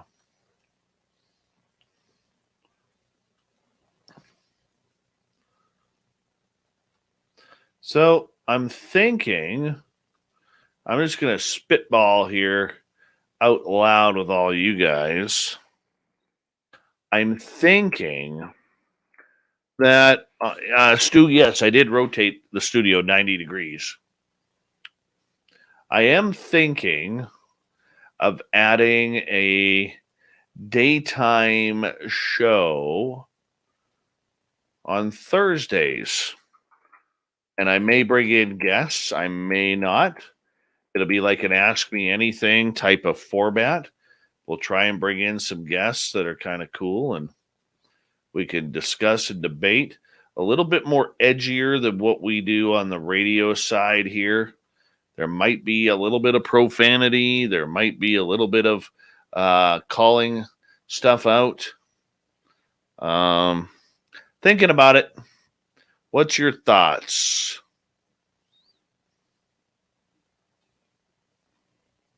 Would you tune in?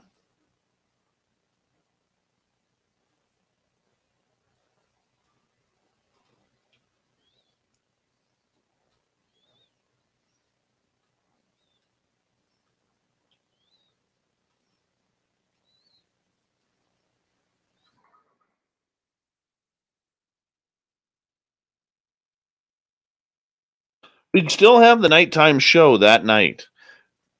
I'm not giving up a nighttime show. We'd still have it. So you get me twice on Thursdays.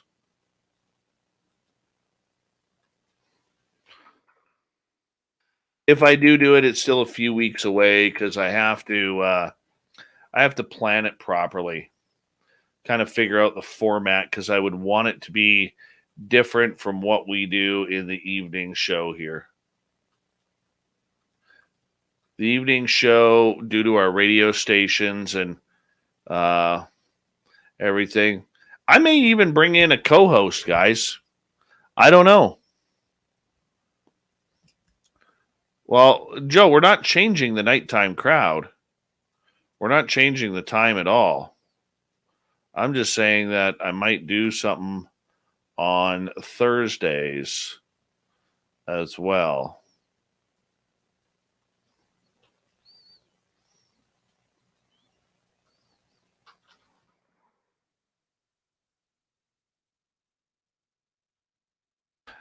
It would be the same type of subjects, but like I said, I have to format it yet because I would want it to be completely different than what we are doing right now.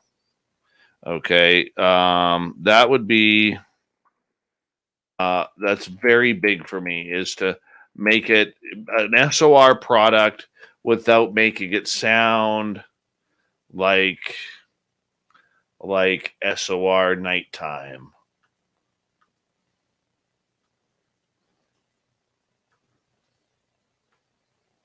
That's what I'm thinking.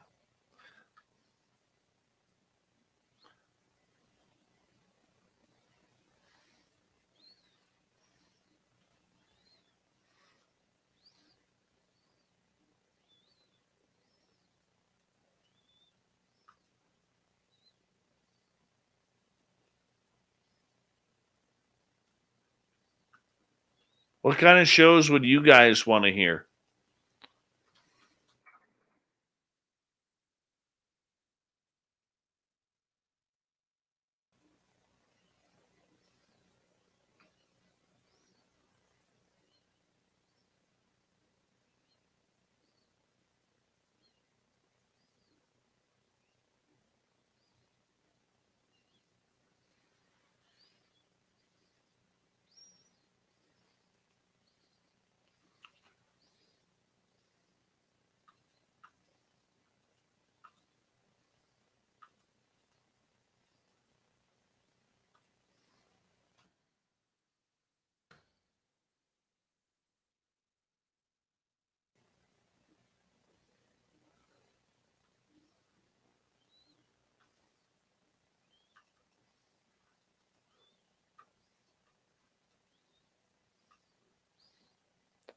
It wouldn't be a 3-hour show.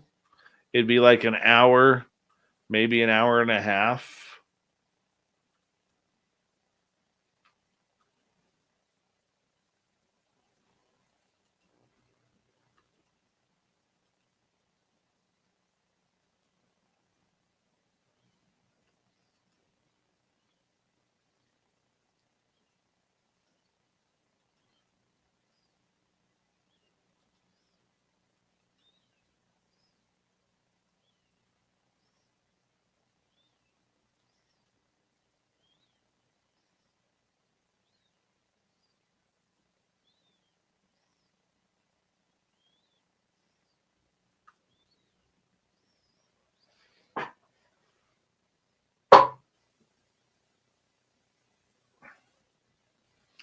I would like to focus. I think if I have my way, I would like to focus more on the current events side of everything.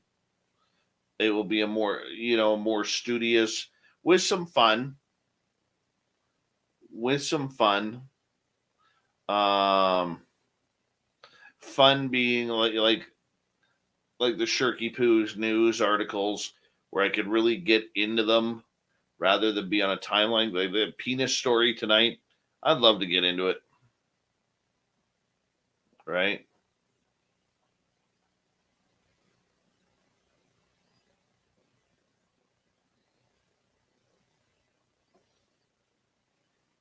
But every now and again, I may have an interview.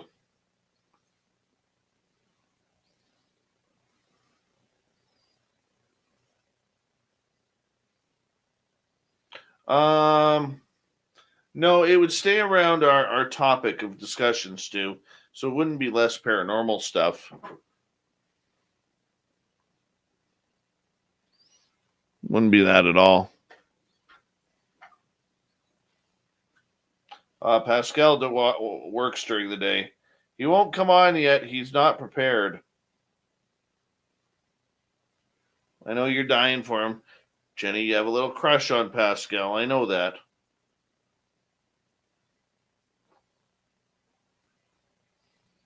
Taliwaka. Taliwaka. I don't do my bookings, Evan. I asked you to email bookings@spacedoutradio.com.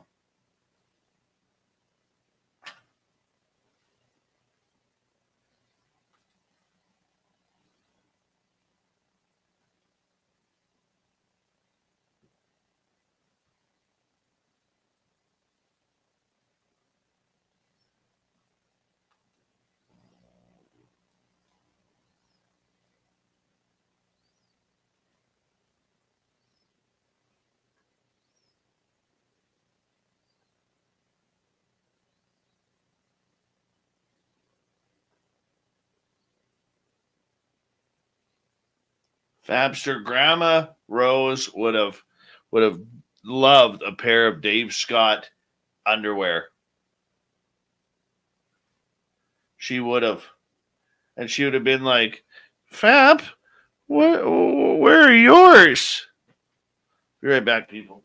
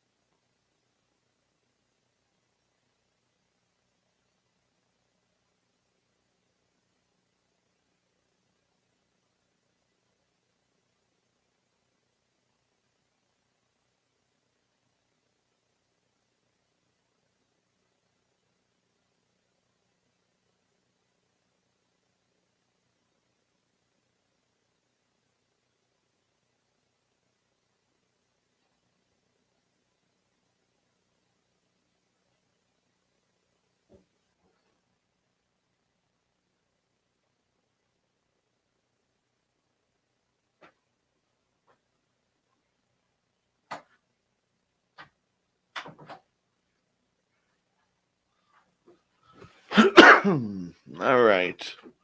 Let us import these ones.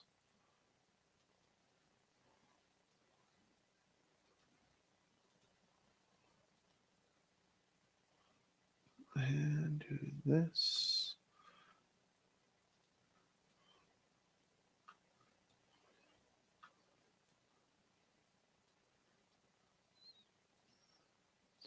Go here. Be right with you guys. Gonna load these up.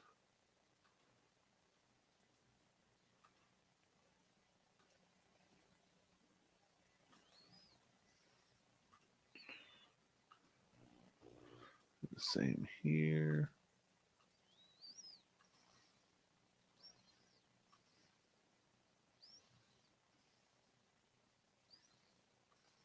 All right. All right.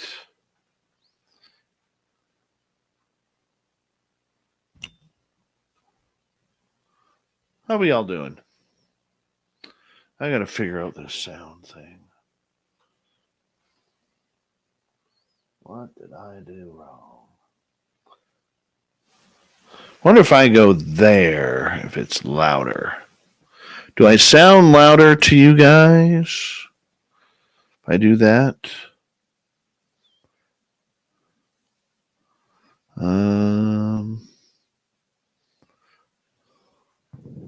That's for that.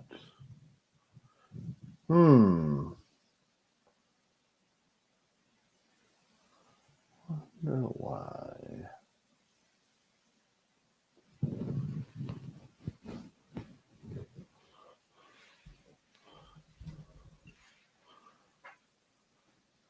I do sound louder. Okay. There we go. Let's try that out. All right. Good.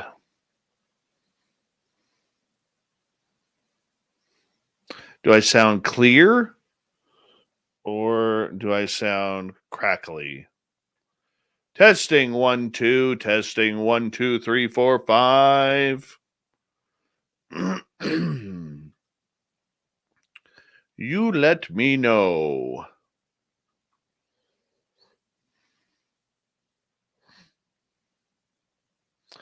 D Swagger's like, that's it. I'm out. Hi, stunning Jessica S.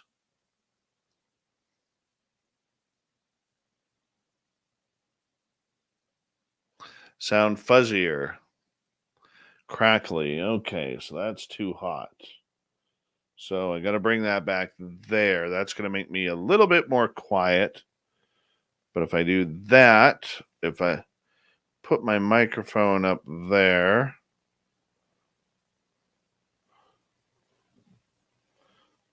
let me see something here.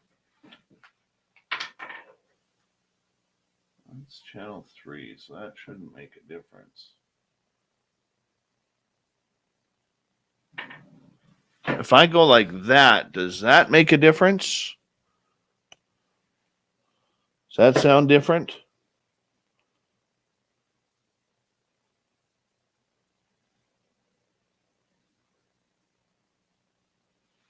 Testing 1 2, testing 1 2.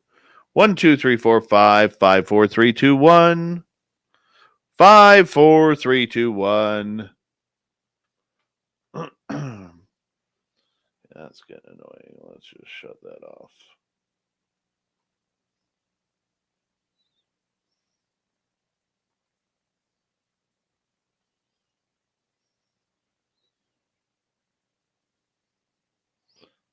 Ready for my half my face to go dark? Sounds fine. Okay, we'll play with that then. And my face will go dark here on one side, this side, momentarily. See my hand glowing? A little loud. Yeah, that's okay. Right about there should be good.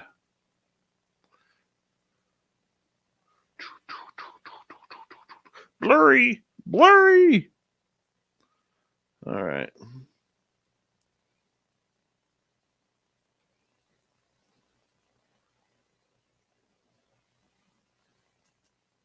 off, on, off, on, off, on.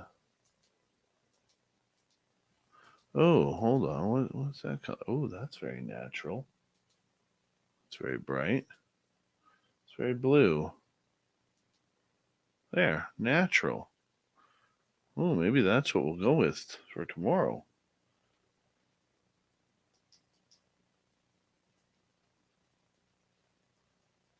Okay. I get it now.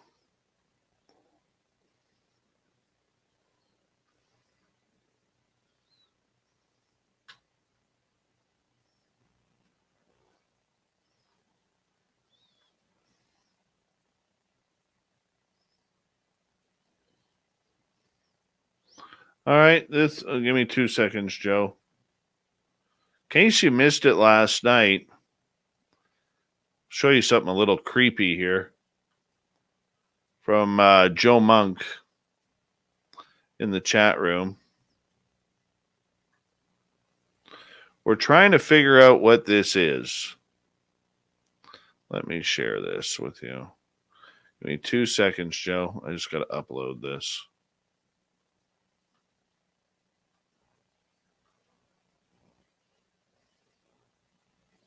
So we'll go here.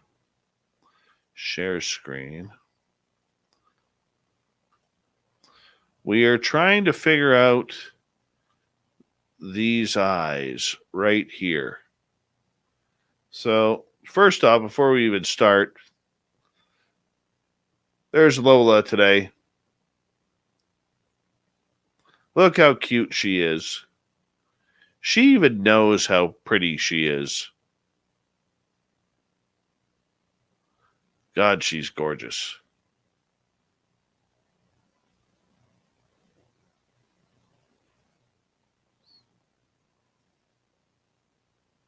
She's so pretty.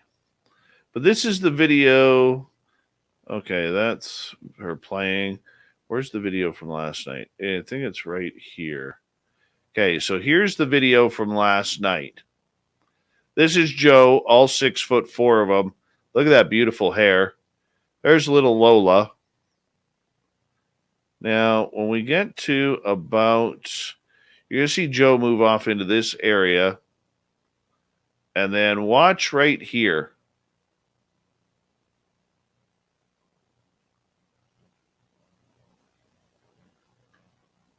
Look at that.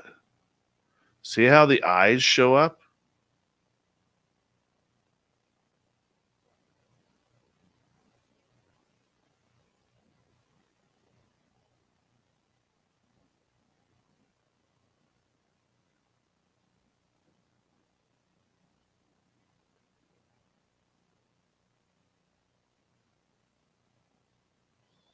We're trying to figure out what that is. So there's another still frame of it. The eyes.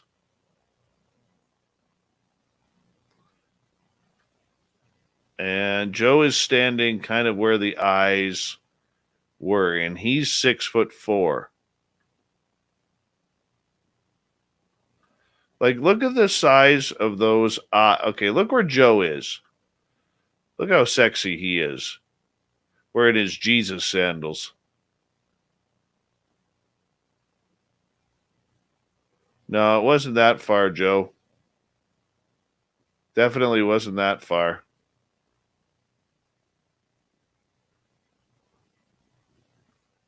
See how it all slopes down?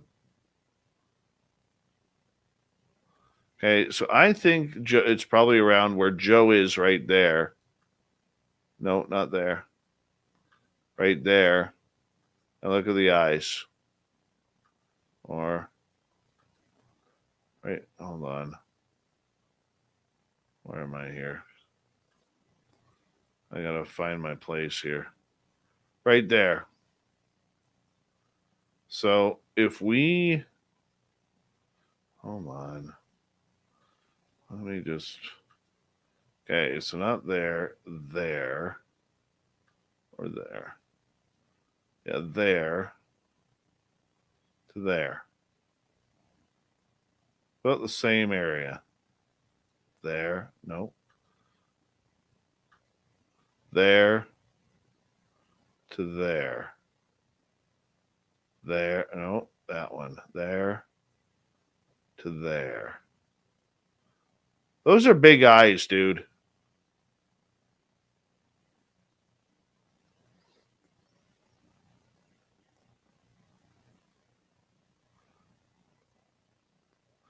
It can't be a dog, man.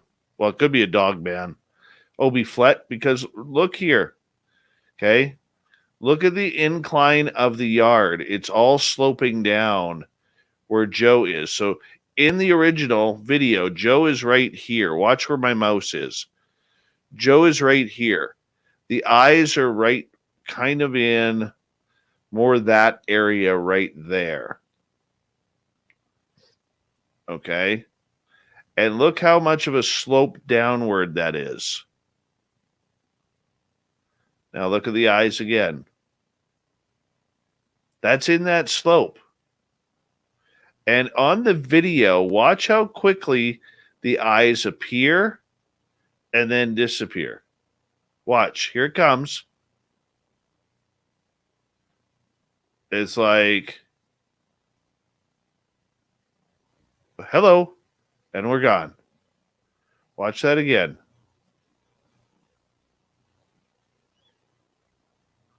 Yeah.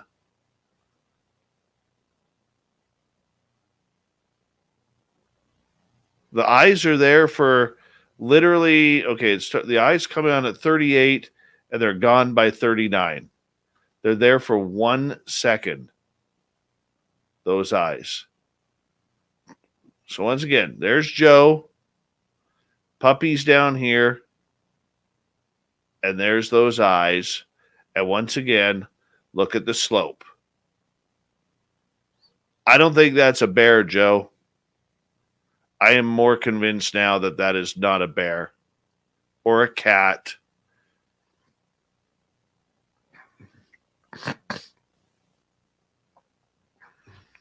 You have to ask Joe to send it to you, unknown.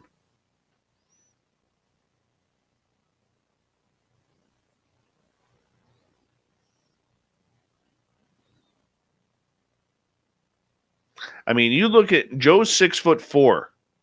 Once again, Joe is 6'4". Look how small he looks. Okay. If Joe is, I mean, there's Joe at the camera with his face facing the camera. Look how small his eyes are. Okay. You can barely see his eyes in that photo. Now look at the eyes in this thing. That's big. That is freaking big.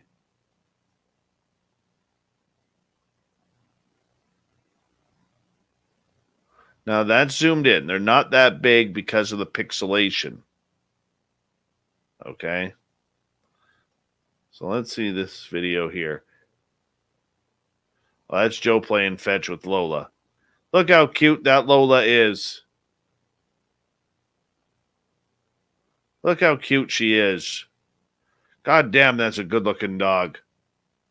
Okay. But even here, look how small Joe's eyes are. Okay, compared to this. Once again, Joe's 6'4".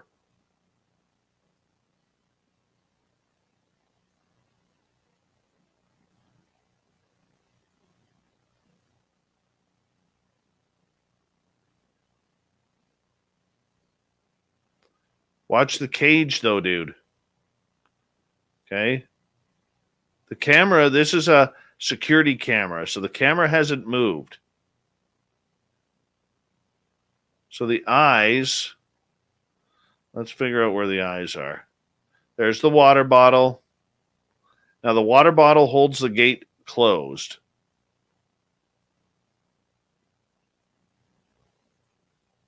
No, it can't be the lights reflecting because the light aperture hasn't changed. I'm saying that whatever this is at least, if it's in that little gully there,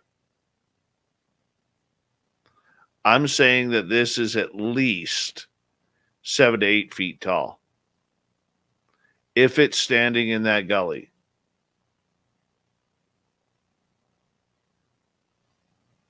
I'm going to try something here. See if I can enlighten. Hold on, Joe. I'm going to go back here to yesterday's photos. Last night's photos.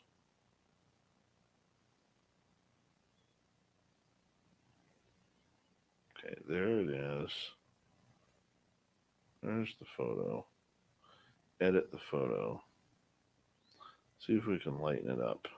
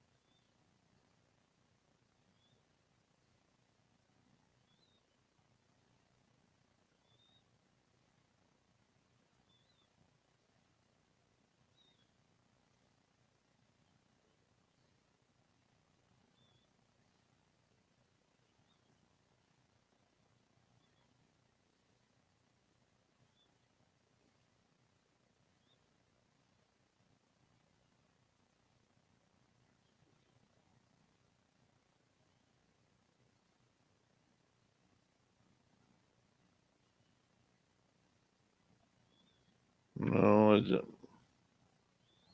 didn't do anything for me. Just weird. Probably wants to pet Lola.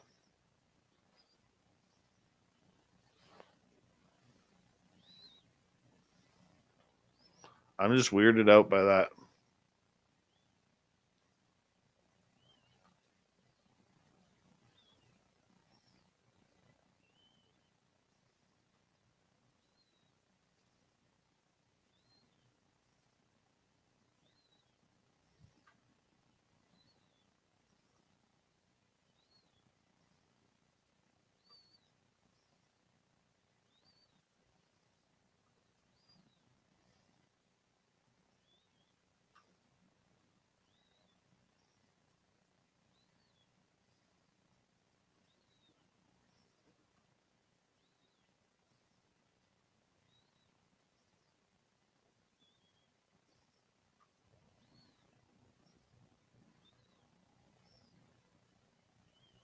It's just weird.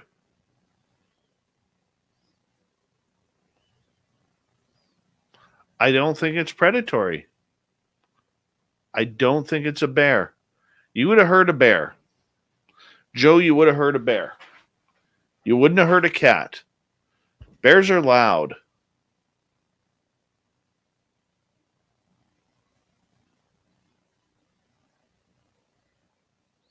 You just heard a growling from the exact same place? Or is that from like right now, Joe? Or is that no, that's not a deer. Moose? Do you have moose there?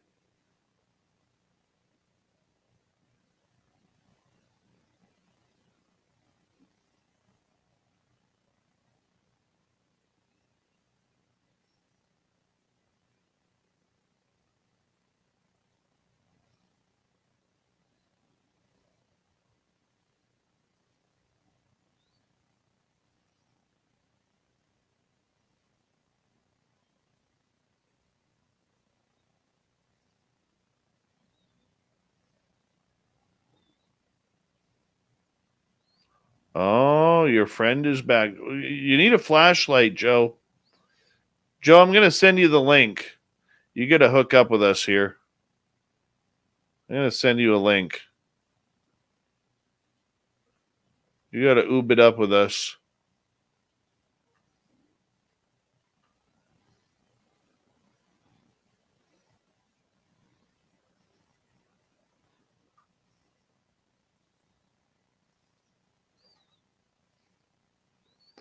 Okay, Joe, I just sent you the link.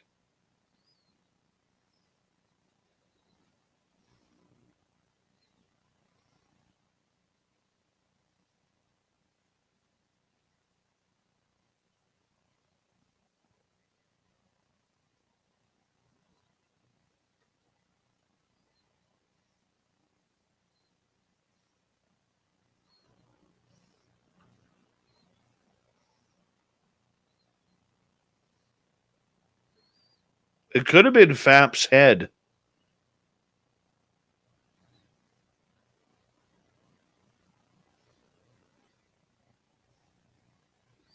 I don't know. I don't know.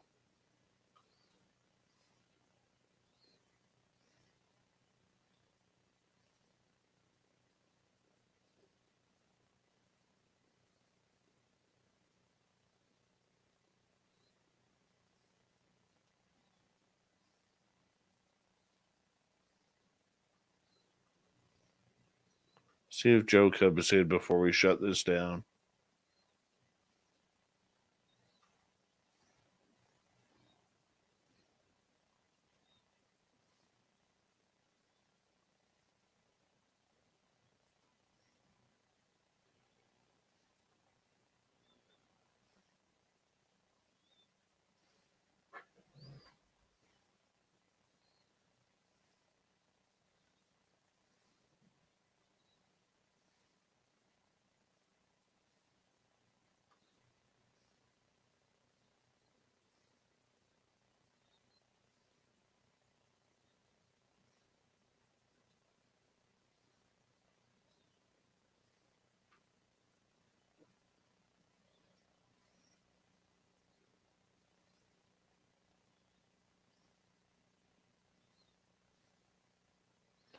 No, I don't see a body shape at all.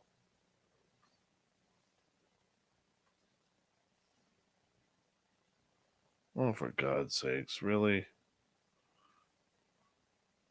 What is going on here? Done. Let's just go like this. Reopen this. Dropbox.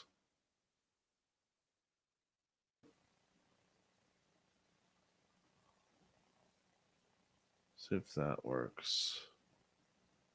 There it is. Now we can share that. Okay.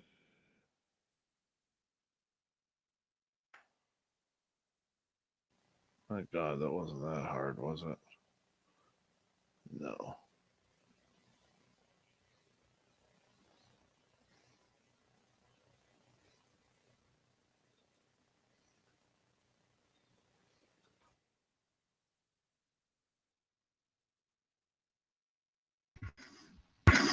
Boob. Hey, how's it going? Your hair looks fantastic. Hold on. Can't be putting mine up while yours is all down. Yeah, I need to wash it. Is it the first of the month? No. How often do you wash your mane? But more importantly, there's Lola, baby. Oh, Lola. Lola. God, I love It's her. the Lola show. Hi, Lola. Okay. So, you can see what it looks like back here. That's what I was looking at. It's just pure black behind me. I'm standing right where I was in that photo. Best bet is that whatever it was maybe 60, 70 feet behind me. Right. Unknown. We have bears. We have mountain lions. We have cougars. We got bobcats. Don't have wolves. We do have coyotes, but You have moose or I don't elk? think. Oh God, no. No moose, no elk, but I have deer here every day. The deer are everywhere. I had the biggest mule deer buck in my yard today. It was ridiculous. And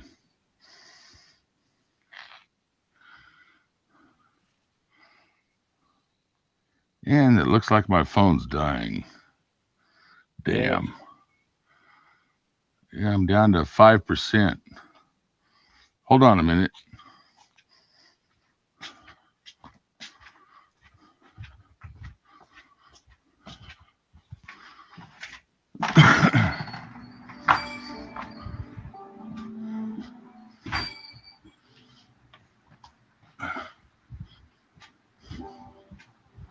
Got your lawn chair ready?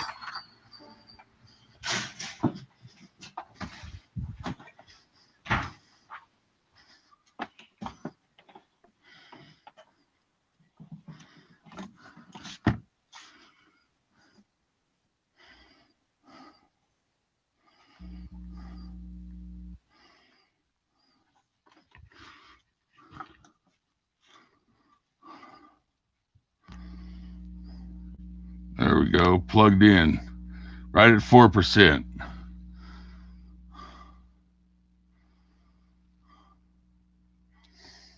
Had to move into the garage. Mm-hmm. So what was growling up there? What did it sound like? It was kind of... It didn't sound like a bear. Bears make more of a... They're more of a grunt. We hear that a lot. The growl, it was almost like metal on metal. It was kind of a... I wish I'd caught it on camera, but I got Lola eating my cords.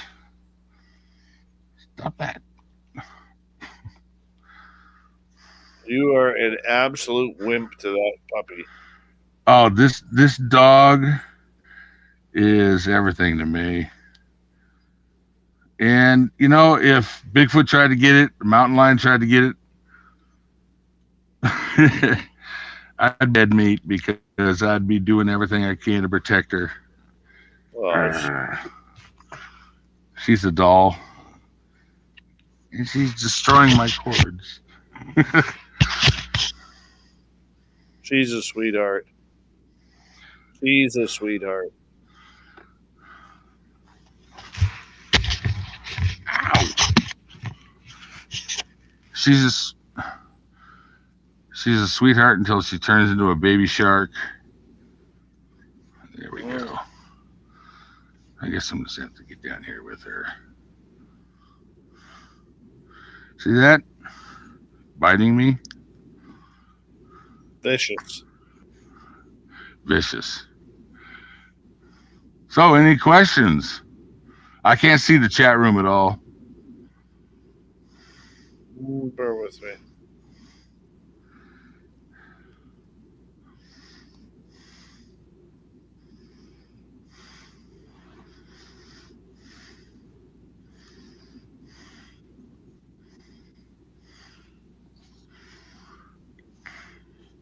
Right, there we go. No questions. No questions at all. No. What if I play with my light? Maybe that'll spur some people on.